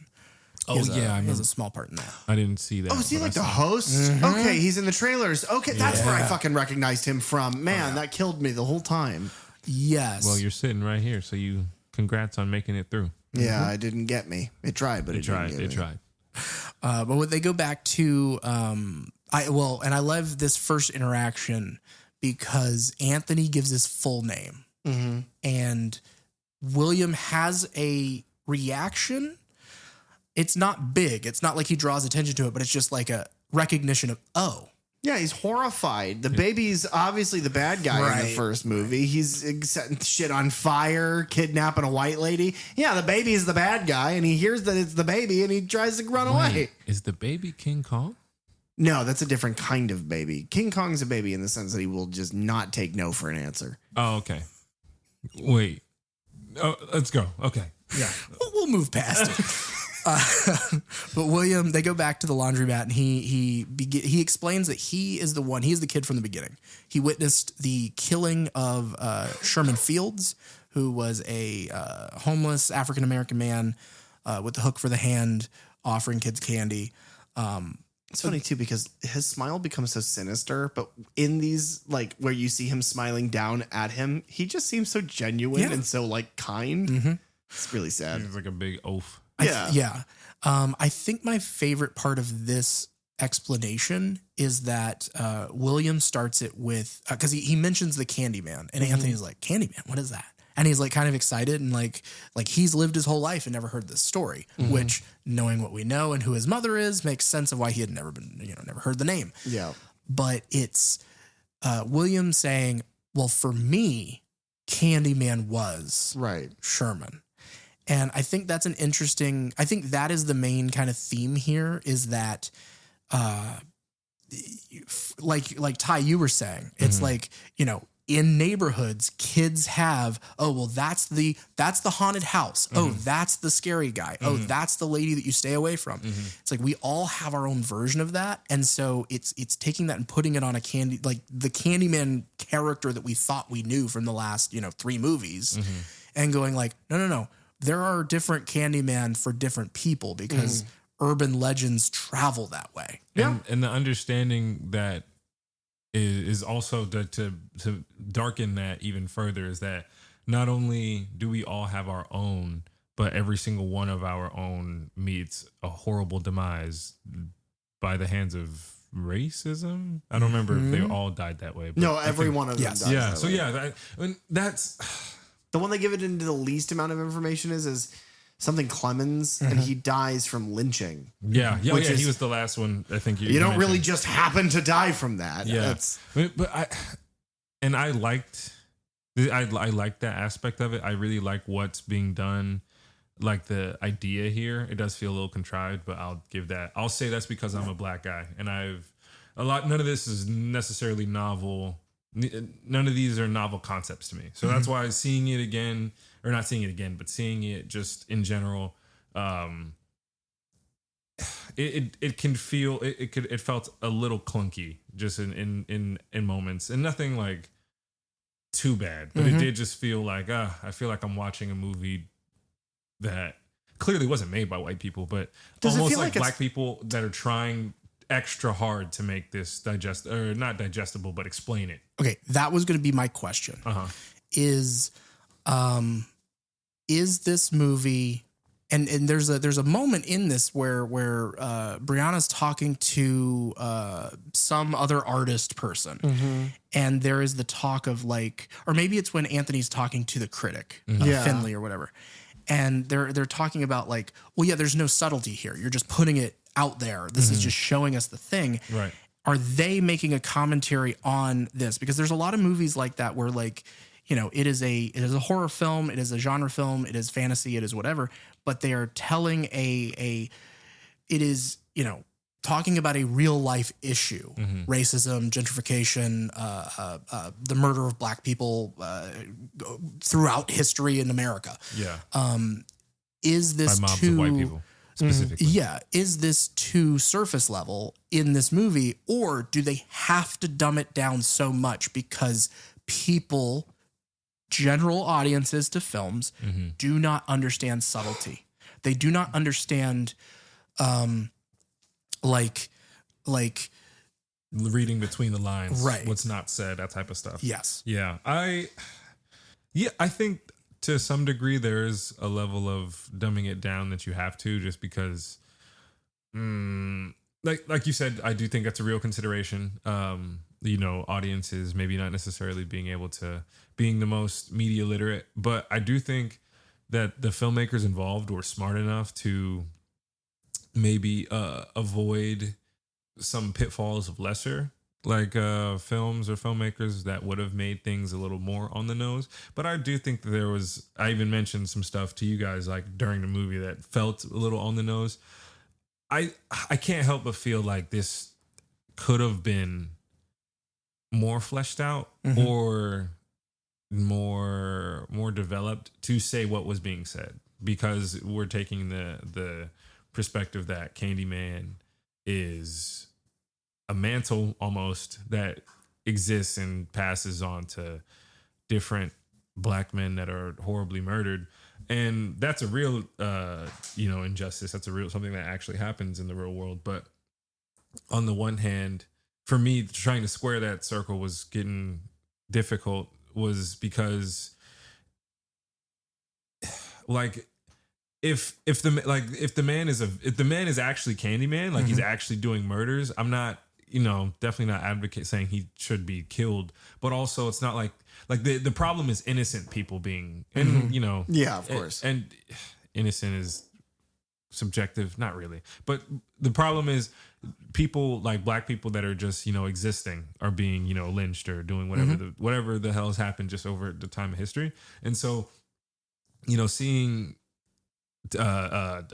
Sherman. Yeah, seeing Sherman, he's doing very weird, creepy things. So like to see him be apprehended, and no, he wasn't apprehended, he was killed. See him get beaten. It feels like mixed signals. It's like this isn't this doesn't really make sense. Like X-Men also is another example of like, oh, we're treated differently because of our powers, and it's like, yeah, for sure, but at the same time you can read someone's mind. Like there's something there. There's not like, you're not just minding your own business, just hanging out. Like you could be a problem. Like it's what we said in the actual screening, which was, it's like, does Sherman being a weird, creepy guy with a whole bunch of candy that he's giving exclusively to children, who's smiling, who lives in a fucking hole in the wall, is all of that grounds for being beaten to death? No. Is it grounds for a few questions? Absolutely. Like, absolutely. But they don't, and I think I see what you mean, which is they just expect the words gentrification and black people to do the weightlifting for them, and they don't give you an actual person to connect that with. Yeah. And forgive me, audience, this is the second time I watched it, so I'm kind of thinking through it in real time, but I couldn't shake that feeling of just feeling like this was contrived, feeling like we could have gotten a little further. They feel a little exploitative. Maybe not. I mean, I don't know. Like Coleman Domingo's, sorry, I don't want to get off the track, but just the way that the movie kind of turns and what his character ends up being, it doesn't feel natural. Like it doesn't feel earned. Yeah. If they had spent more time on that, I think it would have been a much more interesting conclusion. Yes. And especially if we've gotten a chance to understand his motivation. Yeah, his reasoning behind what he's doing. It seemed like at the end, it was almost like the way he was talking, it was almost like he was trying to weaponize Candyman. Yeah. And that's an interesting concept, but out of nowhere, it just seemed to come out of nowhere. Yeah. And it's like at the end, he tells us basically that he has a master plan. Yeah. But their meeting just seems to be happenstance. And he says like, oh, I was waiting for, it's like, yeah, that's not a bad gamble to make. Cause like, yeah, sure, the baby would want to come back, or like some baby would find his way back, or yada yada yada. But it doesn't feel like, how some movies feel like the T's were crossed, the I's were dotted. Like there's not really plot holes, and I don't even know if these count as plot holes per se. But they make the movie feel less complete. Like they take me out of it. Like and I'm not able to be as fully immersed in it as I would like to be. That's fair.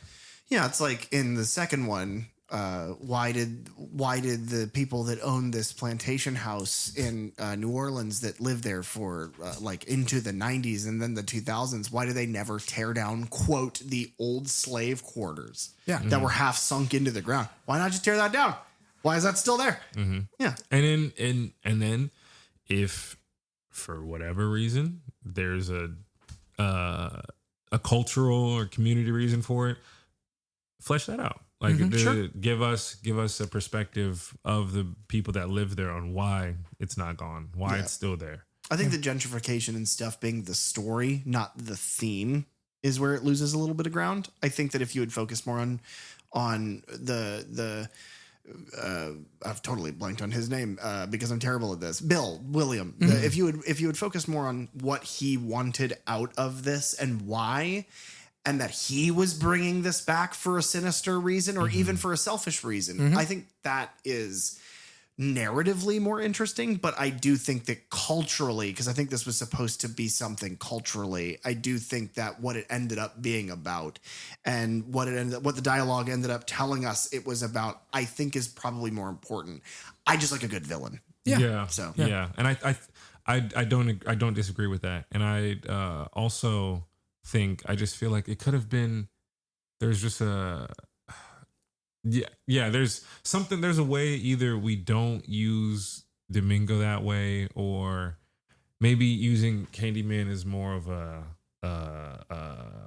an entity, like he's being brought on to go fully supernatural, bring in, like, make Tony Todd is the entity of Candyman, and he's the one who picks the people, and or if everything that Coleman Domingo is doing is happening from he's being controlled in the shadows by, like, make Candyman give him Pennywise type powers, where he can, like, shape shift and kind of take the form of a community member, something like that. Just something to I feel like Coleman Domingo's his motivation kind of loses me at when we get to the end. Right. When you get to the end, it's like, man.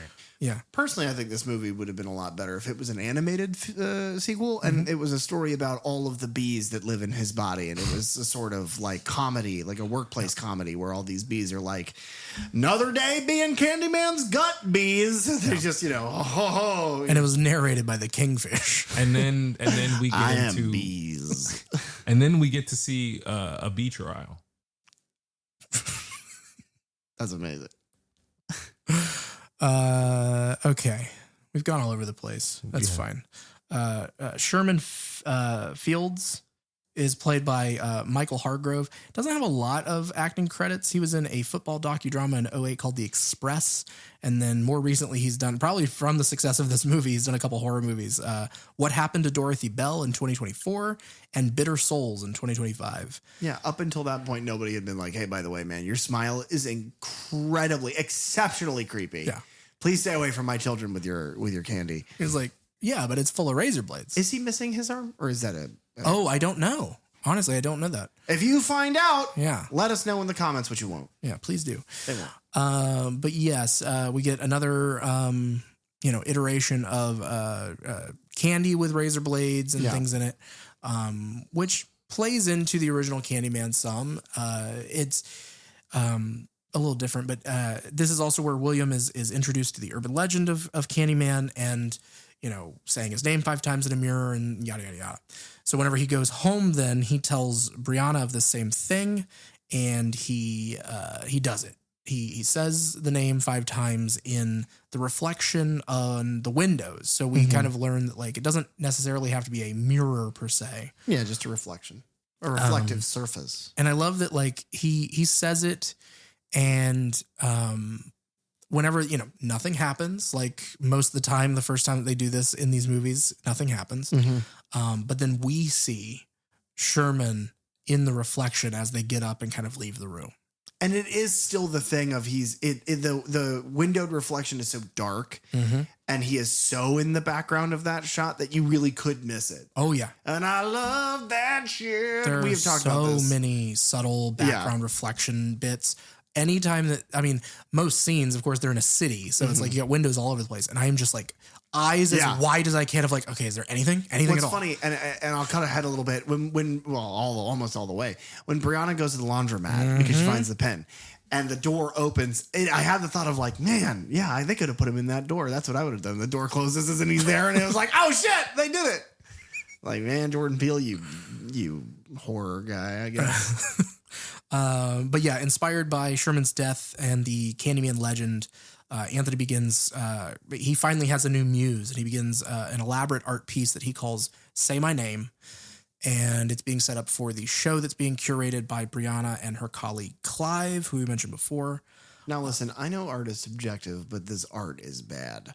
Yeah, it is. I think honestly, I think that's a really cool thing to include. I think it's really cool that this is like an artist who's kind of washed, like who doesn't really, maybe it was a flash in the pan or whatever, but the point is he's not, what he's producing is not good. He's not culturally relevant.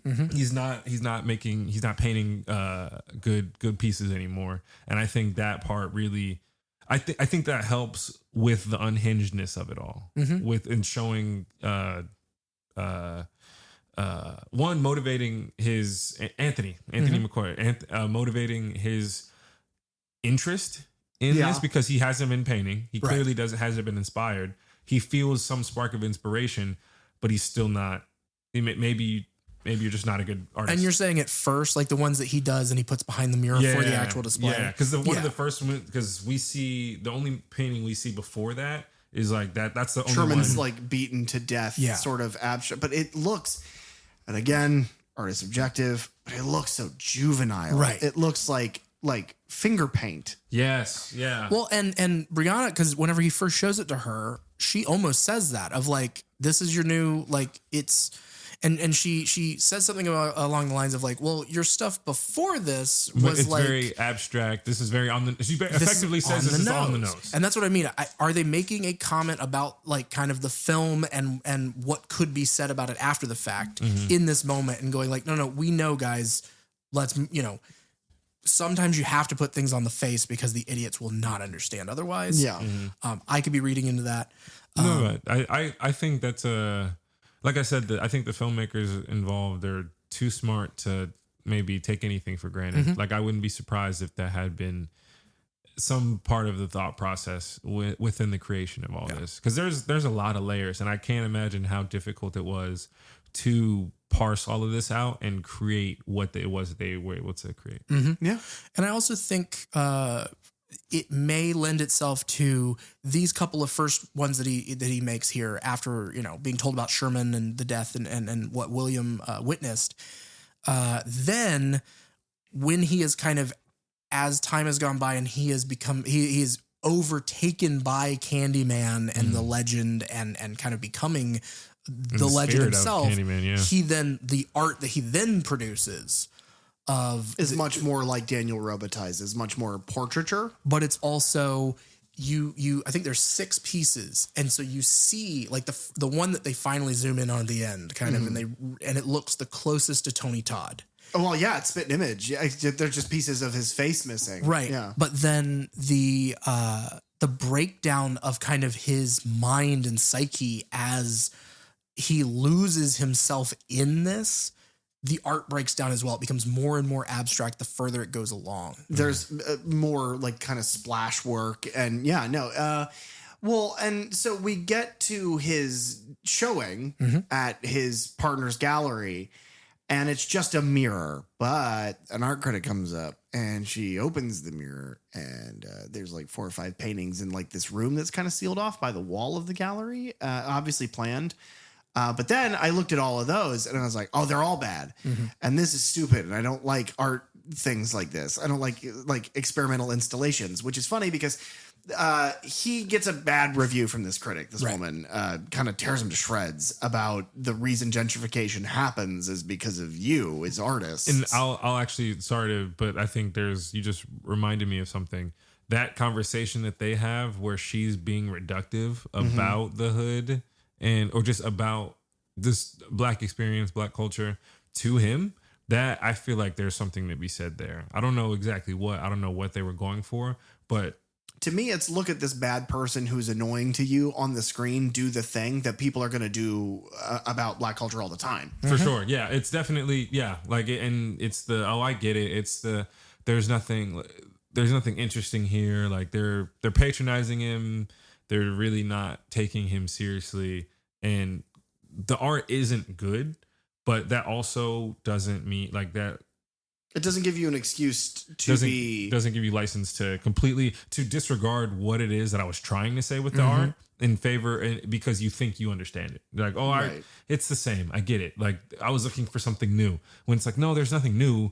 This is still this is still the problem. I could have, done it differently, I guess, but there's nothing new. Yeah, if it were only relevant to history, it'd be one thing, but it is still going on. Like they're treating it almost as though they're treating his work as almost as though he is telling a story of the past. Like he's not he's not contemporary with his art. He's not speaking to anything new, any new experiences. It's just you're doing the same thing over and over. But his whole point, as he explains to her, is that like what he was going for with the reflection, other than playing on the Candyman legend, obviously, is I can't remember the exact wording that he uses, but it's like the repetition in a place in time, in a place in time, like on a timeline, but also in a place, a physical location, place in space and time, and how these things happen over and over again, which is, I think, the overarching theme of this film and of the. in a longer way, the franchise, I think it's them looking at that original film and going like, okay, how do we tell a modern tale using the Candyman legend, but not do that exact thing again? Yeah. And what would we look at? Because I think they were already getting at some of the idea of gentrification, the ghetto, them over there versus us over here in that original film. And this is Big time. okay, but how do we do that in 2021 terms? Which is funny because they were kind of handed that answer of time, which is that area of Chicago doesn't exist anymore because now it's this. So why don't we set the story in where that story was? Look at how much nicer it is. Which is the beautiful thing, because that location is why that first movie works so well back then. Right. So it repeats itself with this one. Like a mirror. It's like sort of like poetry. It's so that they rhyme. That's a good pull. Yeah. But this kind of starts a fight with Clive, the gallery prospector, I'm gonna just say. Art dealer. Sure. That's what they call him, yeah. Yeah, stolen art dealer. And he's got like a... I have an interesting thing about him. Oh, God. What? He hasn't acted in a whole lot, but Clive Privler, I guess is his last name given in this. It's played by Brian King. He's done sporadic TV work, little things here and there. He was in the crime drama Widows in 2018. Oh. And then he's in Zack Snyder's Man of Steel.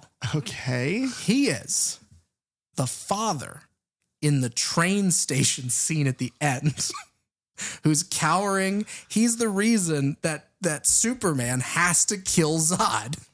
What the fuck? If Superman had seen the way he talks to Yaya, he would have absolutely let him die. Yeah, no, that guy, he's not worth a snap neck for. But he's the worst character in this movie. Yeah, he's both in performance and in dialogue. Like he is supposed to be hateable, but his it's just not a good performance. Yeah, it feels too on the nose. It feels like we're supposed to man. hate this white man, and it's Yeah. like, well, yeah, I do. Yeah, But I think the wrong reasons. I think it's Guys, just because he's a bad Guys, actor. I probably would have hated him if you didn't try. Right. But the problem is that the way they try is they do the thing, and that's why it felt like it's this kind of thing that makes the movie sometimes dip its toe in the water of being exploitative. I think is because it's like the two characters in this scene that are obviously bad are bad because they ignore cultural things, but they're artists and art critics that their whole life is to be surrounded by the arts. And so much of that is built around suffering and race relations and all of these different nuanced, painful things that have happened to humanity. And it's like, would you really be tone deaf like that? Right. But I'll say this as a black man In America. I will 100% never doubt a white person's capacity for ignorance or something like that. So I'm like maybe I would not be surprised. Later that night, Yes. Yeah, do this with my headphones on. Clive and his girlfriend, Jerica. Yes, which fuck you. Get the hell out of here. Get the fuck, please. Okay. But there is a couple things that I want to point out here. Number one, there's a big projector screen. Mm-hmm. So Dr. Purcell from 2. Yeah. Oh, he's coming. Yeah. He's You coming know to it. slash that screen wide He open. hates a projector screen. He hates a projector screen, but he loves talking with his mouth full at a restaurant to young women. Oh, yeah. But Clive is there, and one of the comments that Anthony makes as he's being like kind of kicked because he's gotten drunk after a bad critique, and he's kind of being carried out. One of the things that he said is to Clive, you need like a bunch of Plan B, like pregnancy medication for your summer intern program. And then immediately he begins to try to have sex with this very, very young woman in his gallery. But she like has already drank the Kool-Aid. Like she's on, like she's like, oh, don't worry, I already have a Nova ring or something like that. And Yeah. he's like, no, he's like, get away from me because I'm sure the I'm a optics sex or pervert. whatever. Leave me alone. Yeah, I can't. Yeah. Yeah. Nobody can and know. and it's all for show because it's in the middle of his art show here. Because it's the line that Anthony delivers, and he's just like, he didn't come with that. He That was in the had back, that in the yeah. chamber. He didn't come up with that on the spot, you know. And it's like he has to put on airs for everyone who's there, and like, no, I'm still in charge here. Yeah. I don't care what he said. Well, then he is taken out of charge because his belt is like weirdly handcuffed by a strap on her clothes. I was like, what So the fuck? visually confusing. Yeah. Is that I've been out of the game for a while. Is that a thing that happens now? What are we doing? That was a thing in the early aughts when trip pants were a thing. You'd trip pants people, and then that meant that you were married in the Gothic Is that like community. snap Was bracelets or whatever? Was it a, No. Like, what the fuck was it? Like, what? Like, I don't. It is like a weird little leather strap It for was a a sex strappy little thing for thing. sure. But No, she for hooks it sure. to like his belt, which I don't understand why you needed to do that. It feels like maybe like a lived-in character choice, but I don't care. Yeah, well, they are a couple in this, and it's like it's a sex thing. It is a yeah. bondagey thing that they're doing here. She does call him bitch at one point. Yeah, and which I it's think like- is a callback, but Probably, yeah, because I think Anthony calls him a bitch. Yeah. But it's funny to me because, you have these characters, they're so hateable, they're so dislikable that you want them to die, but you could have made these the most lovable, likable characters of all time. Watching the way they handle this kill is like, oh, I'd still gladly watch them die. Right. It's so interesting. It's so good. The kill is so good. She now buckled to his penis, says Candyman in Anthony's art mirror, the exhibit mirror, 5 times.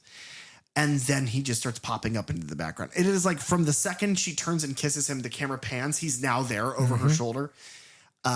He is in the reflections all over this building. And it is just so good. But they cannot see him. That's important. Is like in the first Candyman, when Helen is in the mental institution and they pull security footage and she's yelling at nothing, they cannot seem to see him. Yeah, at least not at first. because I thought Clive does see him, but it's the realization of I see him in the reflection as he's tearing the thing. That's what I mean. But not in real life. So what is happening? That's what I mean, is they don't see him like I see you. They see him through reflection.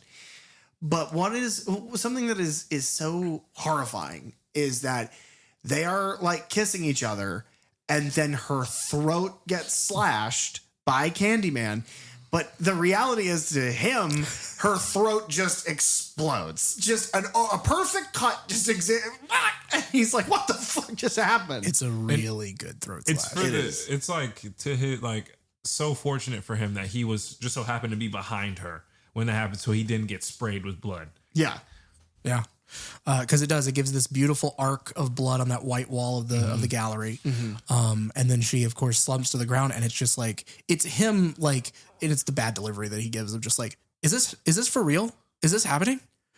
And then the realization of like, yeah, she's dead, dude. Yeah. She bleeds out immediately in front of you. And like, what the fuck? What the fuck else would it be? Like, come on. A hilarious practical joke with some of the most expensive on-set fucking SFX done She was ever. wearing it all night. Yeah. It's like, I can't wait for all these people to clear out. Did you notice my voice was like super choked because of this turtleneck I've been wearing? I can't move too much or I'm going to tear it. Fuck. What if she did it preemptively, like prematurely? She's standing there and somebody says something. She turns her head without thinking about it. It goes off. She's like, oh, has to act it.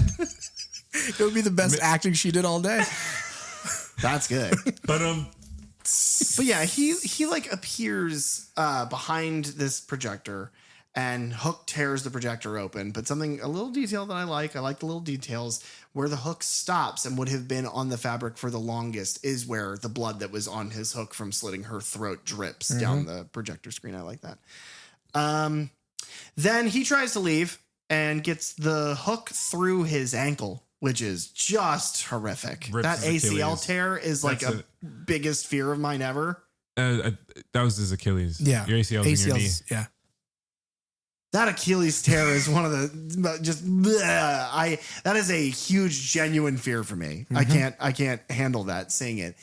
And then from that now punctured Achilles, he is dragged through the gallery, smacking his head once he lets go of the door, because he's like pulled horizontal, like to where he's parallel with the floor, and then he is dropped from letting go of the door handle as he's being dragged, and he like clearly breaks his nose on the floor. And then he dies. Yeah. But I love all of this, the way that it's handled, that we don't see him, Candyman, except through the reflection, but we're getting to see all of the body movement of them being dragged around and things like that. It also kind of establishes the rules of this telling of the movie, which I like. While this is happening, Anthony is sketching back at home and he's staring at himself in the mirror, and a bee appears trapped inside of the mirror.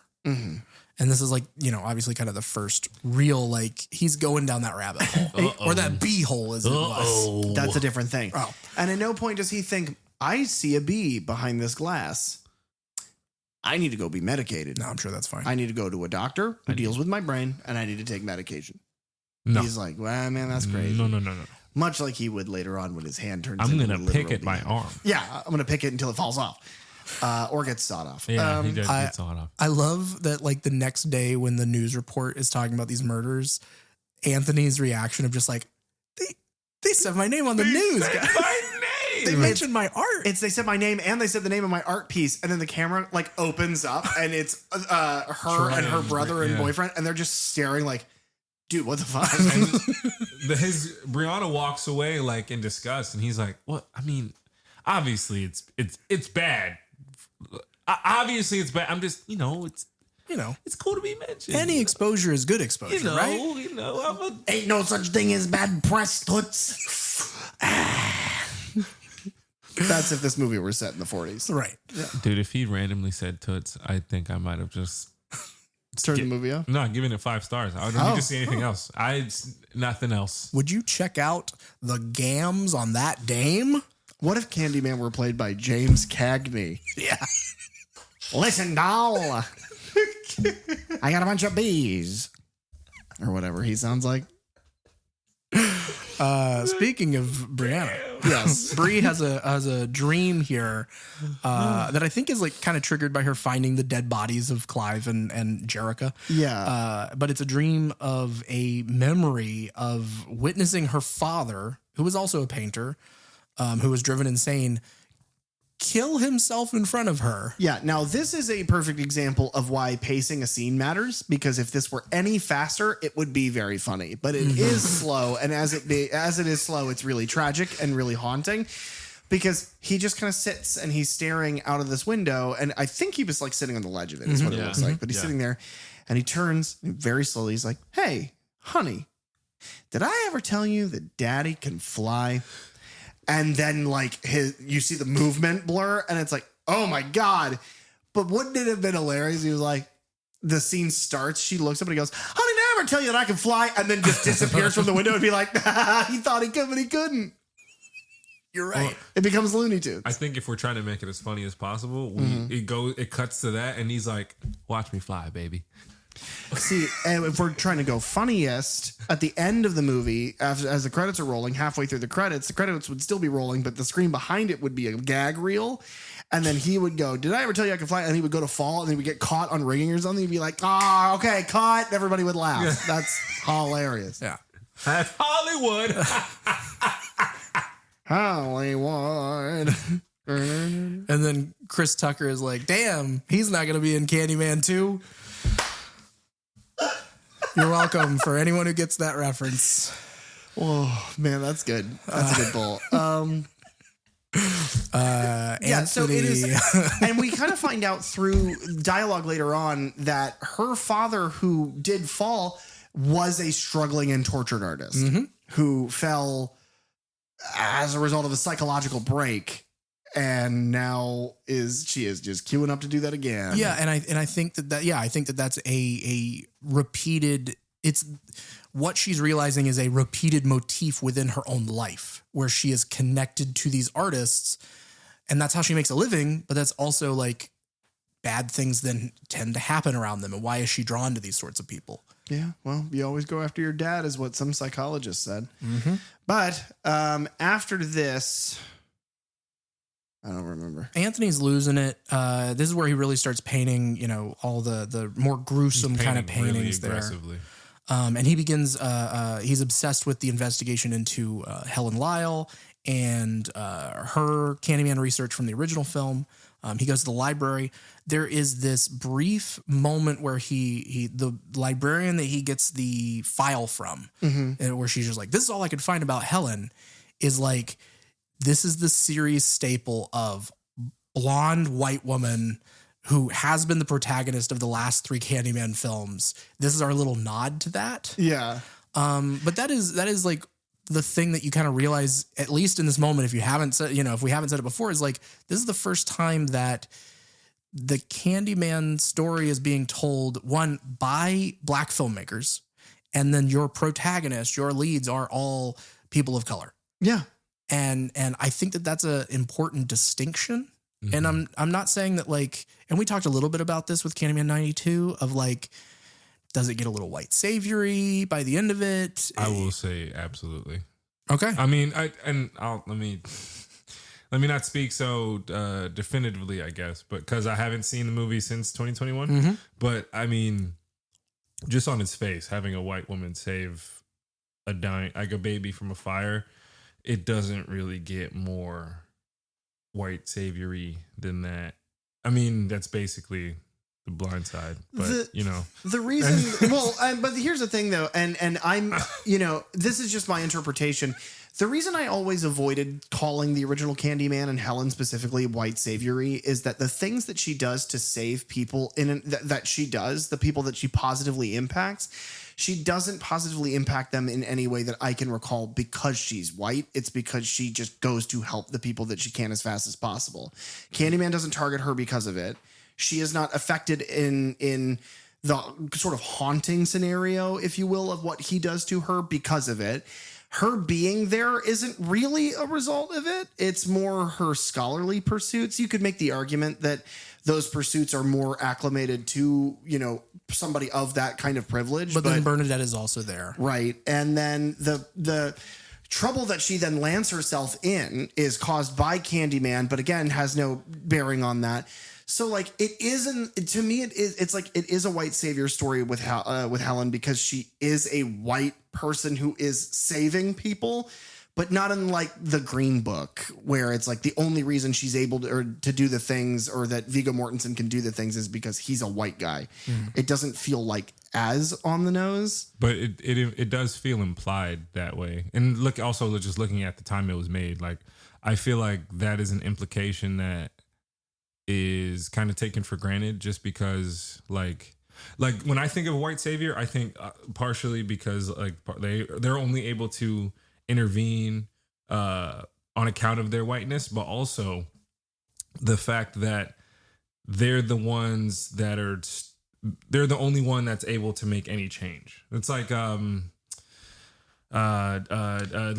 we wouldn't have had, there's no peace without white people, you know what I mean? Like all these savages, they would have killed each other, they would have been fighting all the time, like until we came in and showed them civility. We came in and showed them how to live. It's like they're not she's the only one with the agency. She was to the lift only them one who out would have been of able to the do fear, that. yeah, Yeah, she, or not even, and she, because she's the only one that does it, it's kind of the implication is that no one else would have been able to. Like, we needed this affluent white college student to come in and really see what was going on and help out or whatever. Like that's kind of like my perspective on it. Yeah, because Anne Marie couldn't have gone and found her own son. Exactly. Yeah. What I will say is that it is refreshing to not have to worry about that at all with this one, because there's not really a savior in it at all. Yeah. And in fact, I mean, it's a very different story. Every person that's killed, or at least by Candyman, is white. Because the thing is that the first 3 movies are basically the same story. It's the same 3-act structure, just minor differences here and there. This is completely different. Yes. And I love that because of a line that Coleman Domingo gives at the very end, which is, you can tell your own version of this, but you have to have the staples. Certain things have to remain the same. You got to play the hits. And the hits are coat, hook hand, bees, no hat. Right. And the jacket. Yeah, jacket. Yeah. But he's doing this research, and he has a vision of Sherman's in like his Candyman in the elevator. I love this because like this is one of those moments. a lot of this movie, but especially this elevator scene, because the elevator is completely mirrored. It's all chromed. Right. And so it's like, I love that you couldn't have made this movie much earlier than when it is, because you have to be able to paint out the camera people and all the production people behind it, because you would get their reflections and everything. Well, actually, I think they made this with AI, so I don't think they even needed to worry about any of that stuff. Oh, okay. They just put it right into Adobe Firefly. The whole movie? No, just that scene. Oh, why wouldn't they use Adobe Bees? Wrong inset. Adobe. There it is. Something or other. Something that I do like about this is because this feels very surreal. Mm-hmm. Why the fuck would an elevator look like this? Yeah. Honestly, I feel like I've been in an elevator like that. Like ceiling, floor, everything's like chrome shiny. Yeah, kind of. Am I the only one who's never experienced It didn't feel like, I didn't even think twice. Like I was like, oh yeah, that looks like an elevator in a nice building. Yeah. I don't use elevators, so I don't know. You definitely do. I feel like maybe it's just a me thing. I've been in mirrored elevators before that have like a mirror in them, but never the whole thing is made of like reflective glass. Anthony and Brianna are supposed to have a dinner to talk to her art friend people. Yes. But beforehand, he goes to the art critic's house. Yeah, he gets a call and says, I'm going to leave. And she is like, okay, don't fuck this up for me. And it's very clear who in that scene, who's the like kind of the power of that relationship, where that dynamic is. And he does not notice her at all. He's like, yeah. Yeah. And then just boogies. Yeah. Because he's losing it at this point. The art critic is named Finley Stevens. She's played by Rebecca Spence. She was in Public Enemies, the 2009 crime drama with Johnny Depp. She was in Contagion, the 2011 medical thriller, and she's in Slice, which is I think it's an Amazon. That's the Dolly Parton biopic, right? Yeah. It's the 2018 horror comedy starring Zazie Beetz and Chance the Rapper. Okay. Oh, I feel like I heard about that. I think that also kind of falls into, and I haven't seen it, but I believe it kind of falls into the Afro surrealism sort of subgenre there. But she's finally interested in him because The deaths. Yes. Now, number one, super weird apartment because it's a circular building. So the whole apartment is a circle. It's like she's got an apartment from 2001: A Space Odyssey. Yeah, very bizarre. It felt very Star Trek Next Generation. Didn't love it. But what's important here is that he is like kind of like crazy person eyeballed at this point. And he's like, do you get it now? Do you get it now? Because you keep saying that, artists are the one that gentrify things because we can live in cheap rent without our studios to have to worry about. But who made those neighborhoods to begin with? And then who decided to tear them down when it was time? And it's like, like one of those. I did for the folks at home, I did like my hand popped. Very sassy snap. Yeah.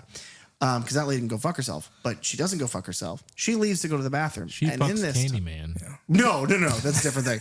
At this period, though, we finally get to see Anthony's hand. Oh God. Yeah. It's kind of we've seen little bits and pieces here, and this is where it really begins to go downhill for me. Yeah, not a bee sting. It's not a bee sting in the way that it would normally look. It is like necrotic. Like his skin is dead. His muscles are starting to die. His fingertips are turning black. It is rough. That. You guys keep saying that. I had a bee sting that looked just like that, like 5 years ago. You had a bee sting that turns your hand into a bunch of holes? Yeah, I had to grow a new hand. Well, now I don't know what to believe. But he keeps picking at it. He shouldn't. You never pick at a scab, especially a bee scab. I was really terrified we were going to see him eat it. Oh, yeah. Oh, fuck. Yeah, now that's in my head. But it tastes like honey because it's bees. Oh, that's delicious. I do love honey. Just Derek starts eating his arm. It's like, you didn't get stung. So then he kind of tries to goad her into saying it. Yeah. Because he's like trying to get her to, you don't understand us really. You're being part of the problem. You should really say Candyman to understand. Go ahead, man. Just say it. To have the fear of being hunted by something that you couldn't possibly fight against. This is your best way to do that. To kind of get a glimpse. And she's like, ha ha, no. And then she leaves and she goes off to wherever. I think it's her bathroom. And then across the hall from her bathroom is this big, weird standing mirror. Yeah. Then you have like the most, maybe unintentionally, but it's like the most comedic, silly scene in the whole movie which is he's staring at himself in the mirror, but his reflection is now Sherman's Candyman. Right. But he's doing like the mirror thing where he's like trying to prove that he's not crazy and he's looking at it right. But at one point he's like looking at the hook and he's messing with it. And he's like picking his skin again. And he's like, yeah, and it is just so bizarre. Yeah. And it's also very funny. And I guess it culminates in him realizing maybe not what we are starting to pick up. Because at this point I'm starting to pick up, okay, he is becoming Candyman. Yeah. But I think he is starting to realize, okay, I have lost my mind. I have lost my mind. She steps out of the bathroom and she's like, is everything okay? And he's like, oh, because he immediately tries to be normal. He's like, oh, I thought that, I gotta go. I'm leaving because I can't handle it. And he boogies pretty quick. Yeah. I wonder if this scene is I wonder if they shoot it with like the fake mirror, like it's a set with a hole in the wall. And so like that is the actor, Sherman is there acting against and they're doing literally the mirror game sort of thing. Or if it's a digital, effect there. Cause I mean, it kind of looks digitally done and there's probably some work to make it look more like a mirror, but I don't know. I don't know how that scene was shot. I think that might've been AI. Oh, right. Mirrors. The choreography would be really difficult, but not impossible. Well, so he leaves the critic's apartment. She goes on to live a great, happy life. I don't think so. I don't. No? I think she's actually murdered in the trailer. Yeah, no, my favorite thing in this is at the very end of that scene is he's about to leave and behind her now in the bathroom mirror, he sees Sherman like peeking in through the door and then disappears. Yeah. And he's like, yeah, I need to go. I need to lock the fuck in. Yeah. I need to take, there is a medicine that I need that I currently do not have. But no, in the way that we've talked so often about, we love seeing shit in the background. The scariest thing is the thing that they're not in center frame or that's in the transitionary period between scene to scene. The camera is pulling out of her home and out into the Chicago skyline like a drone. It's like flying away. And she gets lifted into the air because we know he's there, but we can't see her. We know he's there, but we can't see him, Candyman. She gets lifted into the air and then smashed into the sliding glass or the window, whatever it would be. The glass doesn't break. She just gets slammed into it and then dragged across it. And so a viscera blood trail goes along the glass. And that's how that scene ends. Yeah. Oh, God, I guess she didn't live a happy life at all. No. I think you were right, Ty. I think she died for the trailer. Yeah. Yeah. Well, and he meant that shot was in the trailer of the film. Yeah, that's what I mean. The reason she had to die was to make it look good for, so people would fill those seats. Naturally. Because I wouldn't have seen it if I didn't see that. Yeah, if that bitch hadn't died, I wouldn't have been interested. I'm always on board for killing white hoes. I don't know how to process that. You heard it here, folks. No, I'm white. Am I a hoe? No. Okay, then I don't. Unless you're acting like one. I don't know how.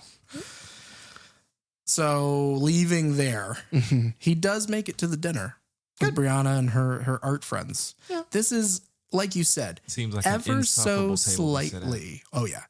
Ever so slightly like the scene in Candyman 92 talking with Professor Purcell. Yeah.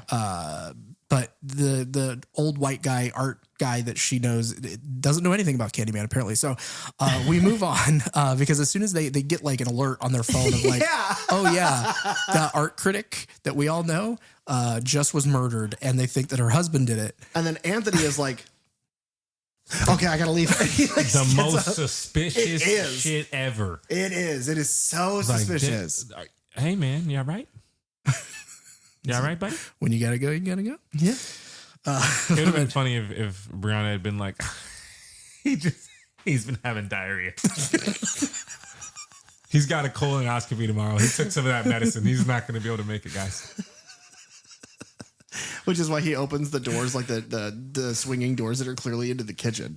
Yeah. I always think that's weird. In that he looks like he's running right into the kitchen because he's like, I gotta go kill again. Maybe he does. Maybe he runs into the kitchen and then out through the back entrance. Oh, okay. Because he doesn't want to get stopped by the cops on the way out. Because he's a backdoor man. Yeah. Which means two things in this context. But he goes to William, Yes. who then gives us, again, more of the Candyman explanation and backstory. It's our clip. He mentions, but this movie adds something interesting, which is that Candyman has appeared to many people as many people because Candyman is the name given to he calls it the whole hive. It's any person killed this way supernaturally sort of becomes added to this roster. And that Candyman is more of a phantasmal force that exists to exact its revenge. Isn't Daniel Robitaille, isn't any one of these people, isn't Sherman, is just a thing that you see as you heard about it. Maybe not for the first time, maybe it's not that literal, but it's like your mind's eye interprets the actual Candyman as the thing you think it would be, which I find interesting. Yeah. And it, in a way, because the bees we've talked about always seem like the weird part of Candyman, the legend of like, they're taking the Bloody Mary legend of saying a name multiple times in a mirror. He's got a hook for a hand. He's got the big coat. He's old school, like very like turn of the century. And bees. Right. And his name is Candyman.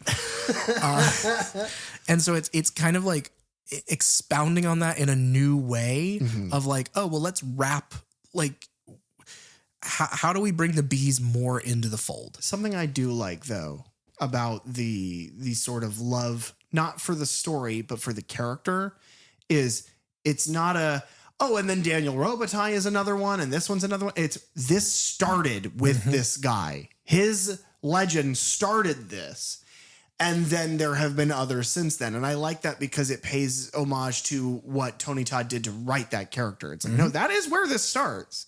And I like that a lot. But yeah, that's our clip. Yeah.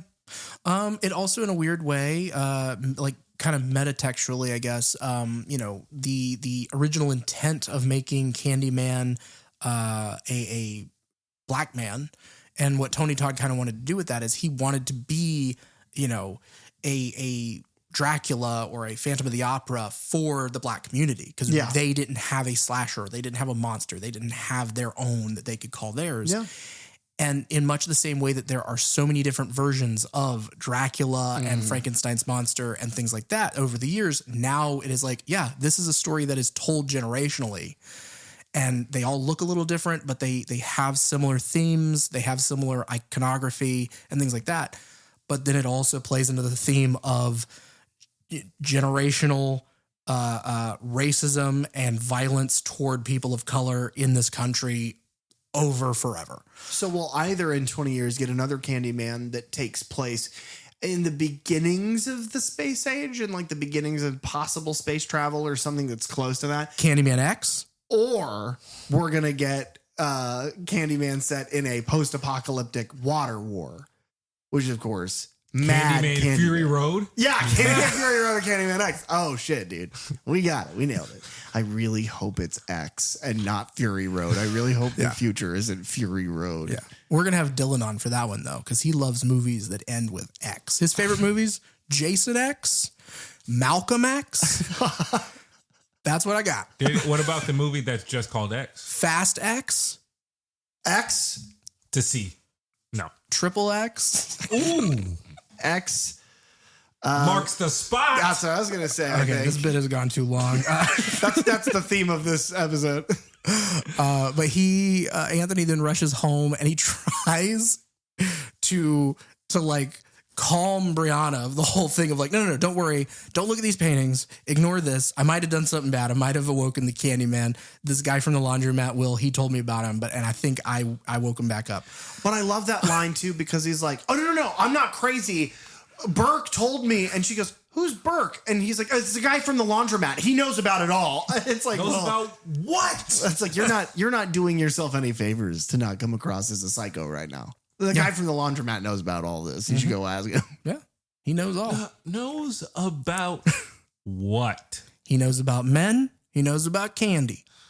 He also knows about cleaning products. Sounds like We he's would got to. assume. Yeah.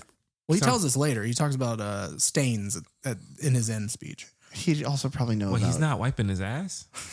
No, that's a different thing. No, that's a different thing. We'd also probably know about like laundry machine maintenance to some degree. Yeah.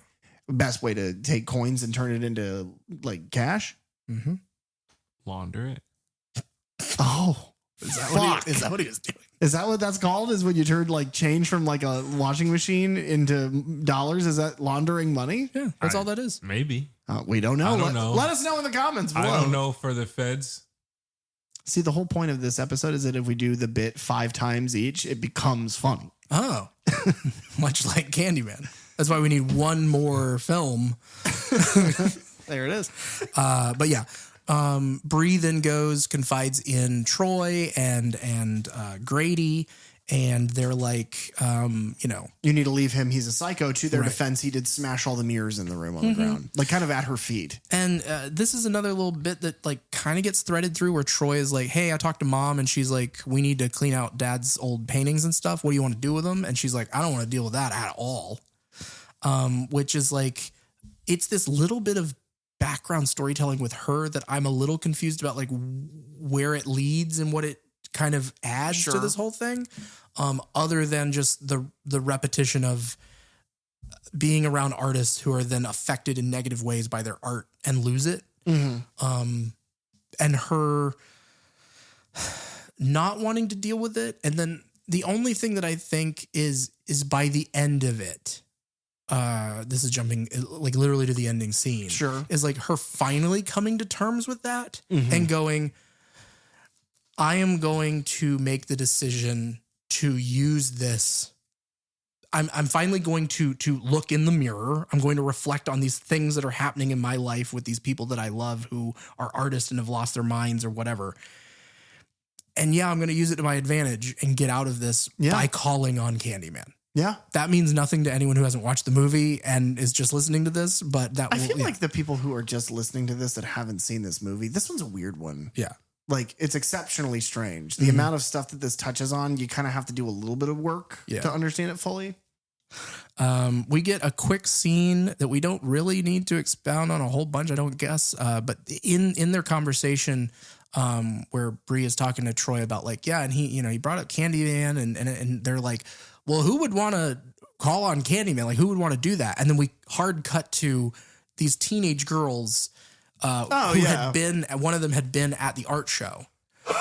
And they're at the school and they say Candyman and they do the whole thing. This scene is basically just to prove one that, the more you say his name, spread it around. Yeah, it's real. It happens. And also to kill some, to get the body count up. To get the body count up, but in an uninteresting way. You don't see any of it. You see a little bit of reflection on a compact mirror that falls and a bee, but not enough to warrant this being on like, it's not going to hit a list of any of like our favorites because it is all auditory with the exception of maybe some feet running because the majority of it is seen from the bottom of a bathroom stall. Yeah. And this is another scene that felt strangely, I don't know, it felt on the nose just because all the girls being killed are white except maybe one is an Asian, I think. She leaves before they do. She like chickens out. Yeah. Which, what's that saying about, because the stereotype in horror movies, white people are always going towards the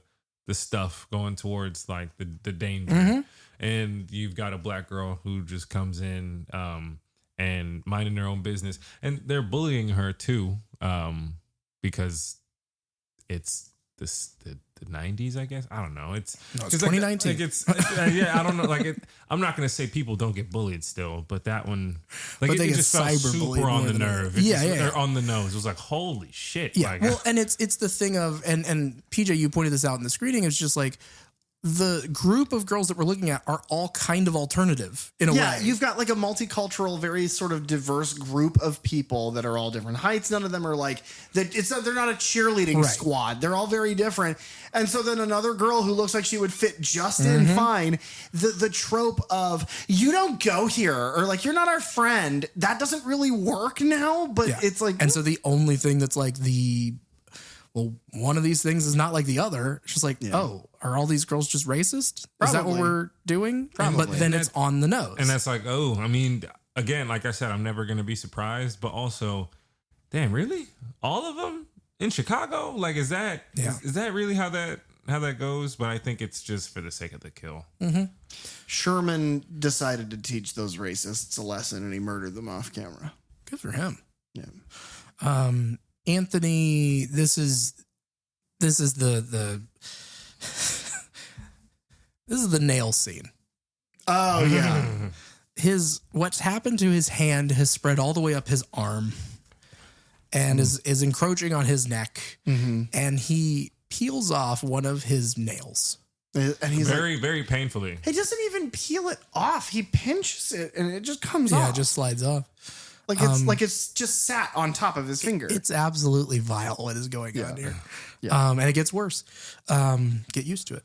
The special effects makeup, I'll say, is done by J. Anthony Kozer, who had done a 2009 horror movie called Satanic Panic.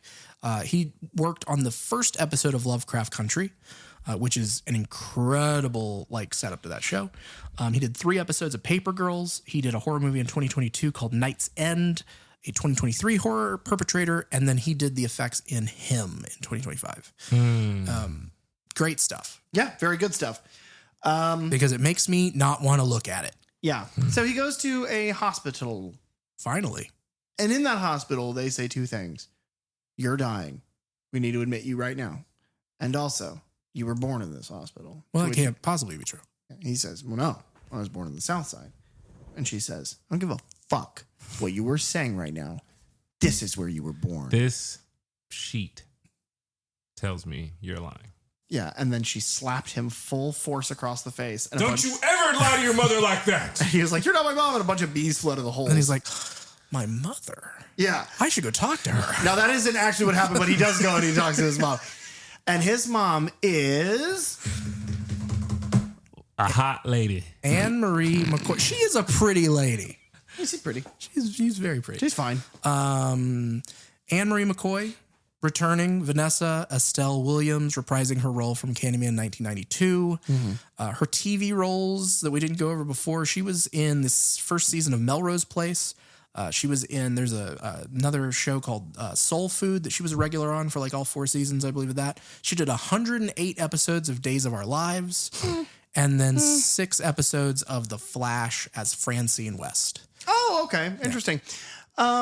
So what happened to her dog? Is her dog back? No, he's headless. Oh my God. That dog's head is a pumpkin. He's been living without a head for that long? Yeah, it's like that chicken. That's crazy. The one that fights Peter Griffin. But so they have this conversation, and ultimately what the conversation ends up is 2 pieces of information. Number 1, yes, you were born right here, and you are the baby that was kidnapped. And number 2, I have tried my absolute best to keep this from you forever. And it clearly hasn't worked, but you need to stay here and we need to figure this out. The 3rd piece of information that should be given, that isn't given. Son, go back to the hospital. I'm trying to touch you right now. My hand's on your neck and it's basically falling off into my hand. You have the texture of skin, the complexity of air handler insulation. You need to be seen by many doctors before you pass away in this house. Yeah. She doesn't say any of that. No. Bad mom. It's implied, though. Yeah. Bad mom.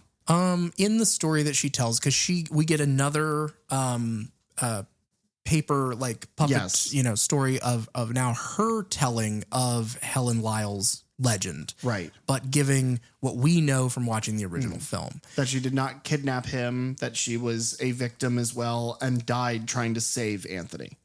And the idea of Anthony was taken for a reason by Candyman. He was supposed to die that night, and so now he has unfortunately found him in a way. I do love that every time that this backstory is given or any version of the Candyman, story and history is told, there are all these little slight changes that happen either from movie to movie to movie where new details are told or just the way that people interpreted it. It's almost like it plays out like a game of telephone. Sure. Over time, and in different, walks of life, different groups of people. And that's very much how urban legends spread. Yeah. Everybody has these stories, but they're told ever so slightly differently. Yeah. And then we kind of move to our finale because Anthony goes back to Cabrini Green and he sees a vision of like gunshot, flares from one of the old buildings. And he's he goes basically inside. numb. He's not speaking. He's just kind In of a fugue state. Yeah. And then Brianna she goes back to the apartment with Troy. They're going to get her stuff out and they cannot locate Anthony.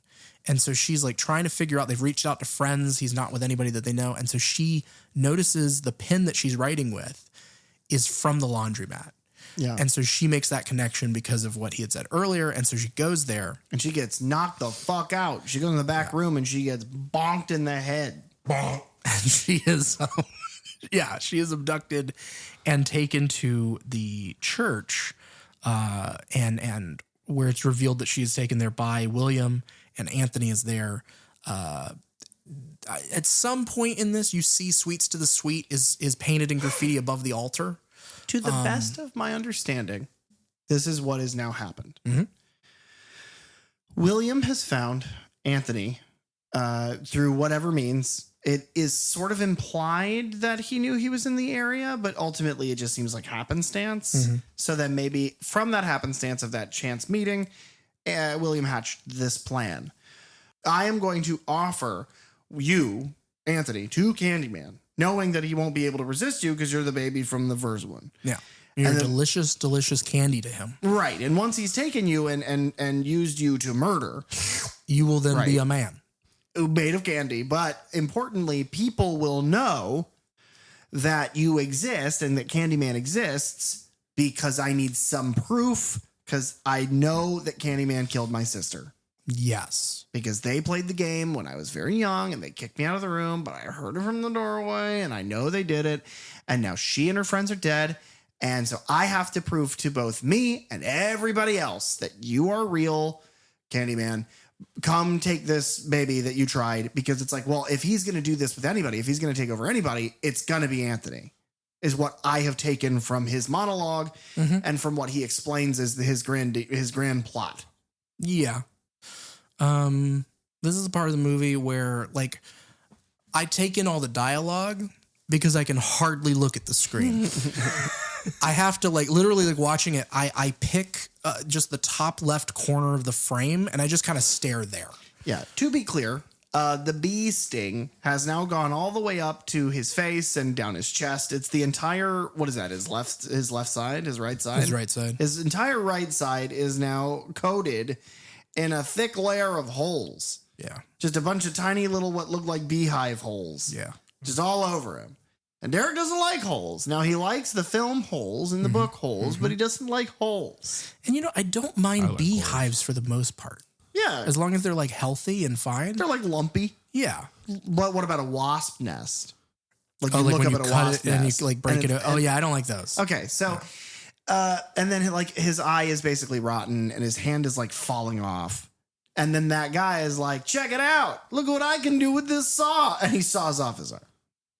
And he's like, now Anthony's like barely making any noise. Like It he, seems like he's clearly like he's out of it. So the question is, the bee sting, is that a supernatural thing that's happening to him? Or is this just the worst possible thing that can happen to you from a bee sting? I'm telling you guys, I've had this bee sting before. You've had a bee sting that has turned half of your body into holes. Okay, it wasn't. I didn't let it get to stage 5, but like it was. It hurt. He had stage 4 bee sting. At stage 3, I went to see someone. Now okay. that I think about it, the only way that we got him to come here today is we said Fly Guy Ty in the mirror 5 times, and then he showed up. Oh, God. Listeners, this will be the last episode of the Third Channel podcast. I hope you enjoyed. I am the speaking in the podcast. Oh, God. But yeah, we're basically at the finale. Yeah. This is where I William- really I wish, because Coleman Domingo is just, insane. Yeah, His lost his mind. dialogue, his delivery is incredible. It's always incredible, but like this is unhinged. No, yeah, he's definitely like chewing up what he's got. I just Yeah. wish that how we got there was better. More fleshed out. Yeah. More reveal. It is like, oh, I guess this is what's been going on in the background. Yeah, this is what We we didn't see any of deserved with Halloween 2018 with Dr. Sartain. We deserve the guy who's bringing the evil out intentionally to actually be believably wicked and evil. Yeah. But instead, we got that guy. But in this, we get this guy, Coleman Domingo. He chases Brianna. down a hallway, like a dark hallway. Yeah, because they end up in the Cabrini Green, like the row houses. Yeah, it reminded me a lot of Barbarian, the kind of subterranean hallways. yeah. Reminded me of that. Dark. The whole thing is only lit by flashlights. That's good. But he attacks her, And she stabs him to death with his own pen. But she's like stabbing him over and over and over and over and over again. And then kind of in this exhausted sort of almost like carefree sort of like happy voice, you hear like, I think he's dead. And she turns and it's Anthony and he's like swaying on the spot. And he's like, I don't feel good. I have a hook for a hand now and I'm wheezed. And he falls forward. Yeah. And then it's the most violent, and I don't mean violent in like physical, like aggression. Yeah. It is.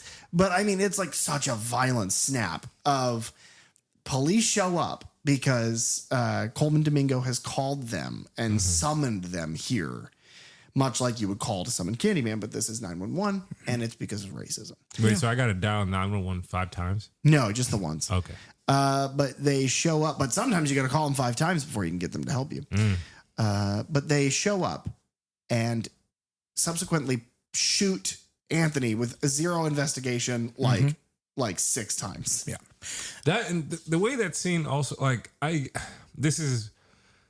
really wish the ending had been a little bit maybe more fleshed out because that didn't even make sense either because of where she was sitting, how he's like supposed to be in her arms, and then they just walk in and shoot. Like, did she get like? How are you not shot? Right, but Yeah. also, why would they think that he's even alive? But also, why would they think to shoot him? He's laying on her lap. It was like All you have to do is change the blocking of that scene to have him like being like she's carrying him out. So they walk in and think that he's on her, see the hook, see that guy dead. Just do the choreography of the camera. Have the camera be your cop point of view.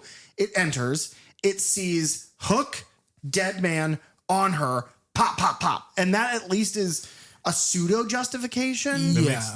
that would have been better than what we got for sure. Yeah, because what we got was like, it's shooting him 5 times and going, freeze, get on the ground. And it's like, that's the order. And it's like, well, you just shot him And immediately. I'll say this much, we've seen cops do that type of shit. Like, Yeah. stop moving, put your hands up. Stop Why are you resisting. fucking moving? Get on the ground. Hands where I can see. Like a lot of contradicting commands, but it was just like the positioning of it's like how I don't believe that they're coming in there shooting as wildly as they are, and you're not hit. Like why? Or like you get a through and through and you got bullets in your legs. You know what I mean? Like it is a little strange. The blocking is a bit weird. But ultimately it's horrific and Yeah. tragic because she's like looking at her hands and like she touches herself and she's like, okay, I'm good, I think. And then she looks down at her hands and she sees the blood. And she's like, wait, no, but I'm fine. And then looks down and sees him. And Which like, also he's going is- to be riddled. That- Like, but that doesn't. that's fine. Nah, I'm like, why? How? Like you would have watched him be shot. Like I don't understand what that scene is supposed to be. Like it's See, you got to join Dylan and I on our new podcast, which is called Just That One Scene, where we spend 45 minutes analyzing a single sequence. Yeah. and it just it feels like a train rushing to its station. Yes, this ending does feel abrupt. And I don't know if this movie is like 90 minutes on the dot. They're moving. They move. They book it. And like I like that just fine. Yeah. I think we could have given it a little bit just to flesh out a few things here and there. I think that this whole scene is, I'm not saying that it's not visually kind of confusing in those ways of like the positioning of everyone and how could she not, but it's almost to me playing with the more surrealness of what we're about to get with the supernatural of it all. Yeah. And fully buying into that. It's also, I think it's important that, the cop that comes in and shoots, we do not see. No. We see him in silhouette. He almost looks like the puppets. Oh, that's a good point. But because we see the flashing lights of the cop car outside, and he's see his arm, like yeah. But we never see his face, and I think that is a important thematic choice. One, by the filmmakers, because they specifically did not want to show violence like directly to people of color. Like specifically, they went out of their way to like, we see enough of that in the world already. We do not need to also be part of that and depict it on screen. Right. Sure. Like the movie itself is about, violence on But you people don't of color. have to show police on minority violence if you Exactly. don't need to keep it important when you do see it. Exactly. Yeah, I can respect that. And so in the same way that they're not shining a light then on the killer, the cop, they are shining a light on the victim, which is ultimately by this end scene, which we get to in a moment, and kind of what William was talking about before is like, Candyman is a killer. Candyman as a legend comes back and does these killings.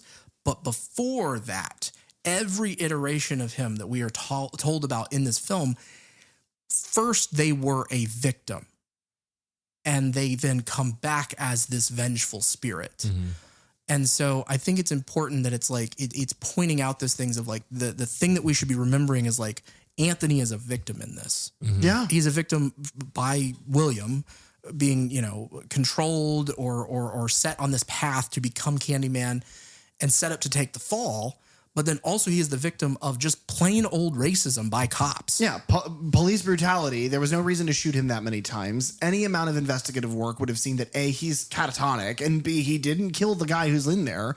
Witness testimonies, witness statements, any of those things would have exonerated him, and he might have gotten the medical attention that he needed. But instead, he's in a grave because some guy thought up and shot him 5 times. Those meant to protect and serve, shoot first, come up with a narrative later. Which, And unfortunately, we see that literally as like she's sitting in the back, she gets taken into, and I also like the detail that she is even under the assumption that ambulances are on the way. Like we'll be able to get you some attention. Right. We'll be able to get you out of here, get the situation moved forward. And then, there's no ambulances. It's only cops. And then Because when she sees the lights, she calls out, help, we're in here. Right, exactly. Because her thinking is, oh, surely there's not going to be cops coming in here looking to do violence. Like they're coming to help. Like that's what the protect and serve or the serve part is. it's also the difference of a person's experience with extreme wealth in a very high-rise, well-to-do, affluential neighborhood versus... And that speaks to the comment that I forgot the boyfriend's name, but Troy's boyfriend. Grady. Yeah, like he makes a comment about kind of like you guys do, like with the gentrifying. It's not easy. It's not cheap to live in a place that's been gentrified. Like the prices are shot through the roof, which is why the people are pushed out. And so that does kind of speak to like a level of privilege that she clearly had, or that she came from. She's never had to, I won't say never, but it seems like based on how she's reacting, she's not used to the idea that cops could potentially have any ill to do. Yeah. And so seeing that happen in the way that it's executed this time, it's like, or the way that she is just devastated to see, like they come in and they shoot and she's like, I like the shock factor, like the way that it plays afterwards. That she's like just It's like unfathomable. She's like, I cannot believe this is happening. Well, it's also like, no. That's not what you're supposed to do. And it's like, there's no anger. It's almost like once it happens and the shock has worn off, it's like, oh, right. It doesn't matter how far I go. Yeah. I think that's like the piece that's like, yeah, I don't see what Coleman was talking about or Billy or whatever he was talking about, but you know what? Yeah, fuck these guys. And then she does the thing. And it's like, okay, I like that. Spiritually, I really like that. Yeah. I really like what that says. Well, I'm happy to hear that because I thought it would be effective, but again, it doesn't speak to my experience. But I'm interested to hear that. To me, the most interesting sort of visual representation of storytelling for the entire movie comes right now, which is she convinces this cop that's basically saying, say what we want, we won't kill you. Right. She convinces him to move the rear view mirror down to where she can see herself. She says Candyman's name 5 times in the mirror to embrace this thing that is from her culture, from her, from the horrors that have been committed to people just like her now that are literally like her fiance, boyfriend, whatever. And then you hear screaming from indoors, and a guy in a cop uniform, bloody, comes stumbling out and then gets slashed across the back. And Anthony in the coat with the hook sticking out of his hand is not walking. He floats. It's so unnerving. He floats, which is kind of sad because it undercuts one of my favorite scenes in all of horror, which is Candyman introducing himself to Helen for the first time. And he has that slow, very sauntered walk. But if he could have just floated, why not do that? Well, we see him float in Day of the Dead. But that's a bad movie. But you do. He floats out and he just butchers these police officers, just brutalizes them. And as he is finished, he floats to their car and she sees him and says, Anthony, because remember, Anthony sees Candyman as Sherman because that's how he was introduced to the tale. She was introduced to it in a way that she can resonate and believe in when she saw that hook get driven into Anthony's arm. So now she thinks it's Anthony. So he appears to her and floats around the car. But as she does, the officer in the car is like, who the fuck are you? And he begins the monologue, I am the writing on the wall. I'm the whisper in the classroom. All the things that Candyman has said. I will shed innocent blood. Yeah. But in that moment, to me, she doesn't resonate Candyman with Anthony anymore. She knows Anthony personally, remembers him fondly, and that the evil, the vengeance doesn't match him. And suddenly when you see him again at the front of the car, you cannot see his face. He is masked in a hive of bees. And as he floats off away to kill the cop in the car, because he gets out of the car and he goes to run away, she runs after and turns the corner and sees him die. She hears him die. She sees Candyman turn. And the bees are kind of like clearing away. And under it all is where we do get our Tony Todd cameo, who's there. And it's the voice and the look. They've de-aged him quite a bit, but I think they would need to. But it's so good. And he has like tears in his eyes. Yeah. But I love it so much because underneath whoever it is that you were told that Candyman is, at the bottom, once you don't have a person to resonate it with, if that gets stripped away, at its base, it's still Daniel because his vengeance is just so strong that it keeps it going. The very last line is, as cops pile behind her, he says, tell everyone. The camera cuts back to her. Cops pull up behind her, out into credits. Which is great because, oh shit, Candyman, you fucked up another lady's life. Because they're all going to think you killed a whole bunch of people. Yeah. I hadn't thought of it like that. Yeah, that's what Candyman does. He ruins the lives of women. Yeah. Over the closing credits, more shadow puppetry. It's a montage of all of the other members of the Candyman hive that have been mentioned. So Daniel Robitaille, Sherman, obviously, but then Anthony Crawford, James Byrd Jr., George Stinney, and then Anthony. And so those are the ones that we get. Anthony Crawford is trying to sell a bag of either cotton or something that he grew, and he was lynched in 1916. George Stinney Jr. was the boy on the bike. He was a 14-year-old boy and was executed in South Carolina in 1944. He was falsely convicted of murdering 2 white girls. And then James Byrd Jr. was the man drugged by the truck. And he's a man from Texas who was murdered by 3 white supremacists in 1998. I believe all of those are based on true, actual things that happened. Probably. Which just reiterates the point of this movie and kind of what they have taken the legend of Candyman to then represent. Because even if it isn't based on anything true, it could be. Mm-hmm. That's not dissimilar enough from the truth of history in any way to seem suspicious. Like even if it's not based on truth, like there's parts of it that you change a name or two, you change an element. That's something that happened. Like that. Those are all 100% things that happen to insert name there. Yeah, because it's just some things that have happened. You say whatever name and you've replaced Emmett Till. These people were alive. They had these tragedies.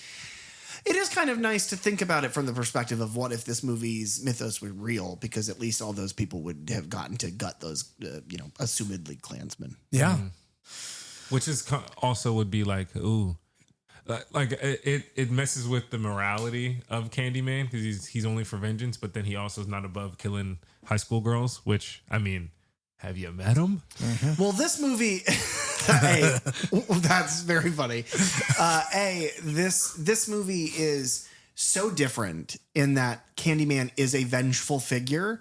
In the original, he's not. I don't consider him vengeful. I consider him, he is alive as a spirit because of the tale of him. And so staying alive in that way is his ultimate goal. So hacking and slashing people to get people to start going, oh my God, was that Candyman? And then he's at his peak of power. And I think that's kind of the inspiration of him in the first one. This one is much more a revenge tale, but even still right at the end, he does that. He's like, tell everybody I'm still alive, you sons of bitches. But that's important to, this idea of urban legend and you have to keep the story alive. Now, you have to keep this alive, but do you have to recommend it? Ty, do you recommend Candyman? 2021. Yeah, well, yeah. Thank you. Yeah, probably. Maybe not a resounding recommendation. I have a couple of notes that I might give, but in general, if you like horror, or you're looking for something a little interesting, maybe you want some culture in your life, yeah, check it out. Cool. Derek, do you recommend Candyman? 2021? Yeah, the very same. Yes, I absolutely recommend this film. I love this movie. I'm not saying it's perfect. And we, I think, have you have explained things in ways that I'm like, oh yeah, maybe I have not considered it that way. Which is honestly part of the reason I wanted you here. Other than this is a movie that you had seen, is that I want other people's perspective. I think that's what this show kind of represents, is difference in perspective. And so I like to hear that because you see things that I don't necessarily. But as it sits as just the horror fan, and someone who appreciates what these filmmakers set out to do with this movie, I think, which is how do you dust off a franchise that basically had one well-known, well-loved entry. It had an okay sequel, and then it had a straight-to-video movie over a decade, like 2 decades ago. Right. How do we pick that up, make it again for a modern audience, but it's not just, we can pick up 40 years after the events of Halloween and have an older Jamie Lee Curtis come back and do it again. Right. Or, what if a new group of teens got called by Ghostface? If we got Helen Lyle in this one as like a lead or a main character, that definitely would have been like, oh. Right. It would have felt, and that's how, and I think sometimes it works because I think the 2 examples that I just gave are examples that do it well while still doing that. Whereas Texas Chainsaw Massacre 2022, Netflix, shoehorns a character in from the original, and it's just like, they don't do anything with her. And it's like, why did we do that? And that would have felt this way. I think the character that they shoehorn in, by the way, with that movie is Leatherface. Yeah. Why the fuck would he be in that? But I think it walks that tightrope perfectly of let's tell a new story while also repeating the things that we need to from the original. And with it's a direct sequel we're mentioning characters, we're showing their faces, we're telling their story, you don't necessarily have to have seen the original to understand. I think they give you everything that you need to in this one. So it does that perfect tightrope of like, old fans can be happy, new fans can become fans of Candyman. And Agreed. hopefully it worked the way that that Tony Todd quote I said earlier of like, hey, if this does well, which it did financially, you know, it's hopefully will make Candyman interesting to other people and will bring, you know, Yeah. fans. I'm very happy they made it when they did, because had they waited any longer, he may not have been around to have seen it, so I'm happy they did. It definitely seems like his hope for it is that it becomes like a cultural staple, the same way that, you know, your Freddys or your Jasons are. Yeah. And to me, because I'm a mega fan of Candyman. I hold that original in. I think it's in my top 4 on Letterboxd. I love that fucking movie so much. And that's why you're in the suit.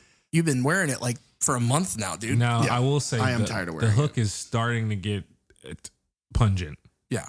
Yeah, well, for folks at home, I sawed my arm off out of a blind loyalty to a film franchise, and I've replaced it with a hook. And it smells exactly how you'd expect. Like rotten arm. Yeah. And a little bit of bee. But the mega fan, do you recommend Candyman? 2021? Yeah. Yeah, I do actually. I recommend it as a companion piece. Day of the Dead. Yeah, well, just fucking pulled out of no. No, I recommend it with Phantom Menace. No, it is. I think it would be fine by itself, but I really do think there is something to say about watching one and then the other, because it is watching the same movie twice with different, completely creative visions, and it just looks at how you get to the water of this story changes the story dynamically, and you get to see that in real time, I think.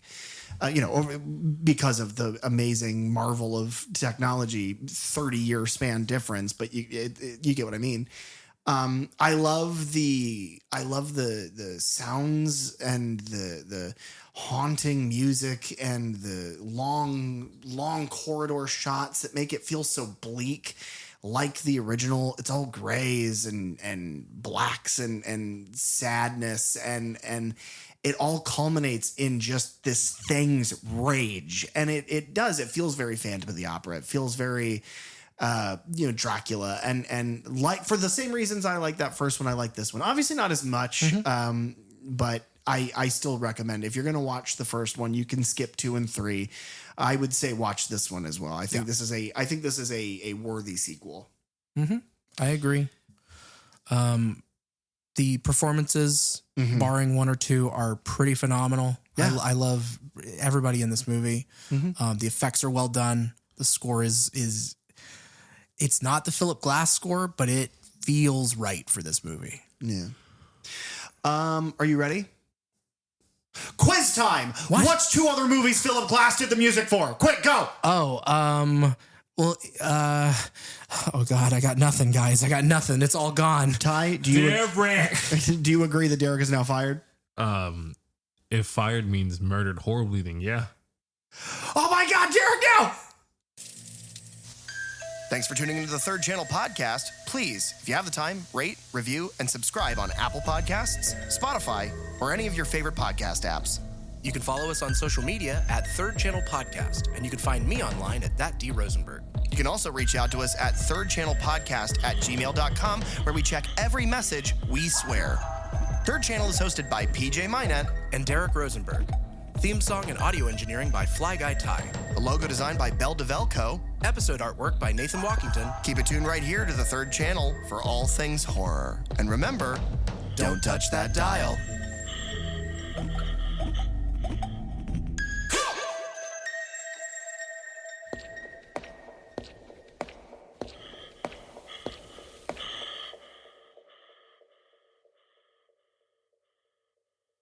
Egg salad and eggs.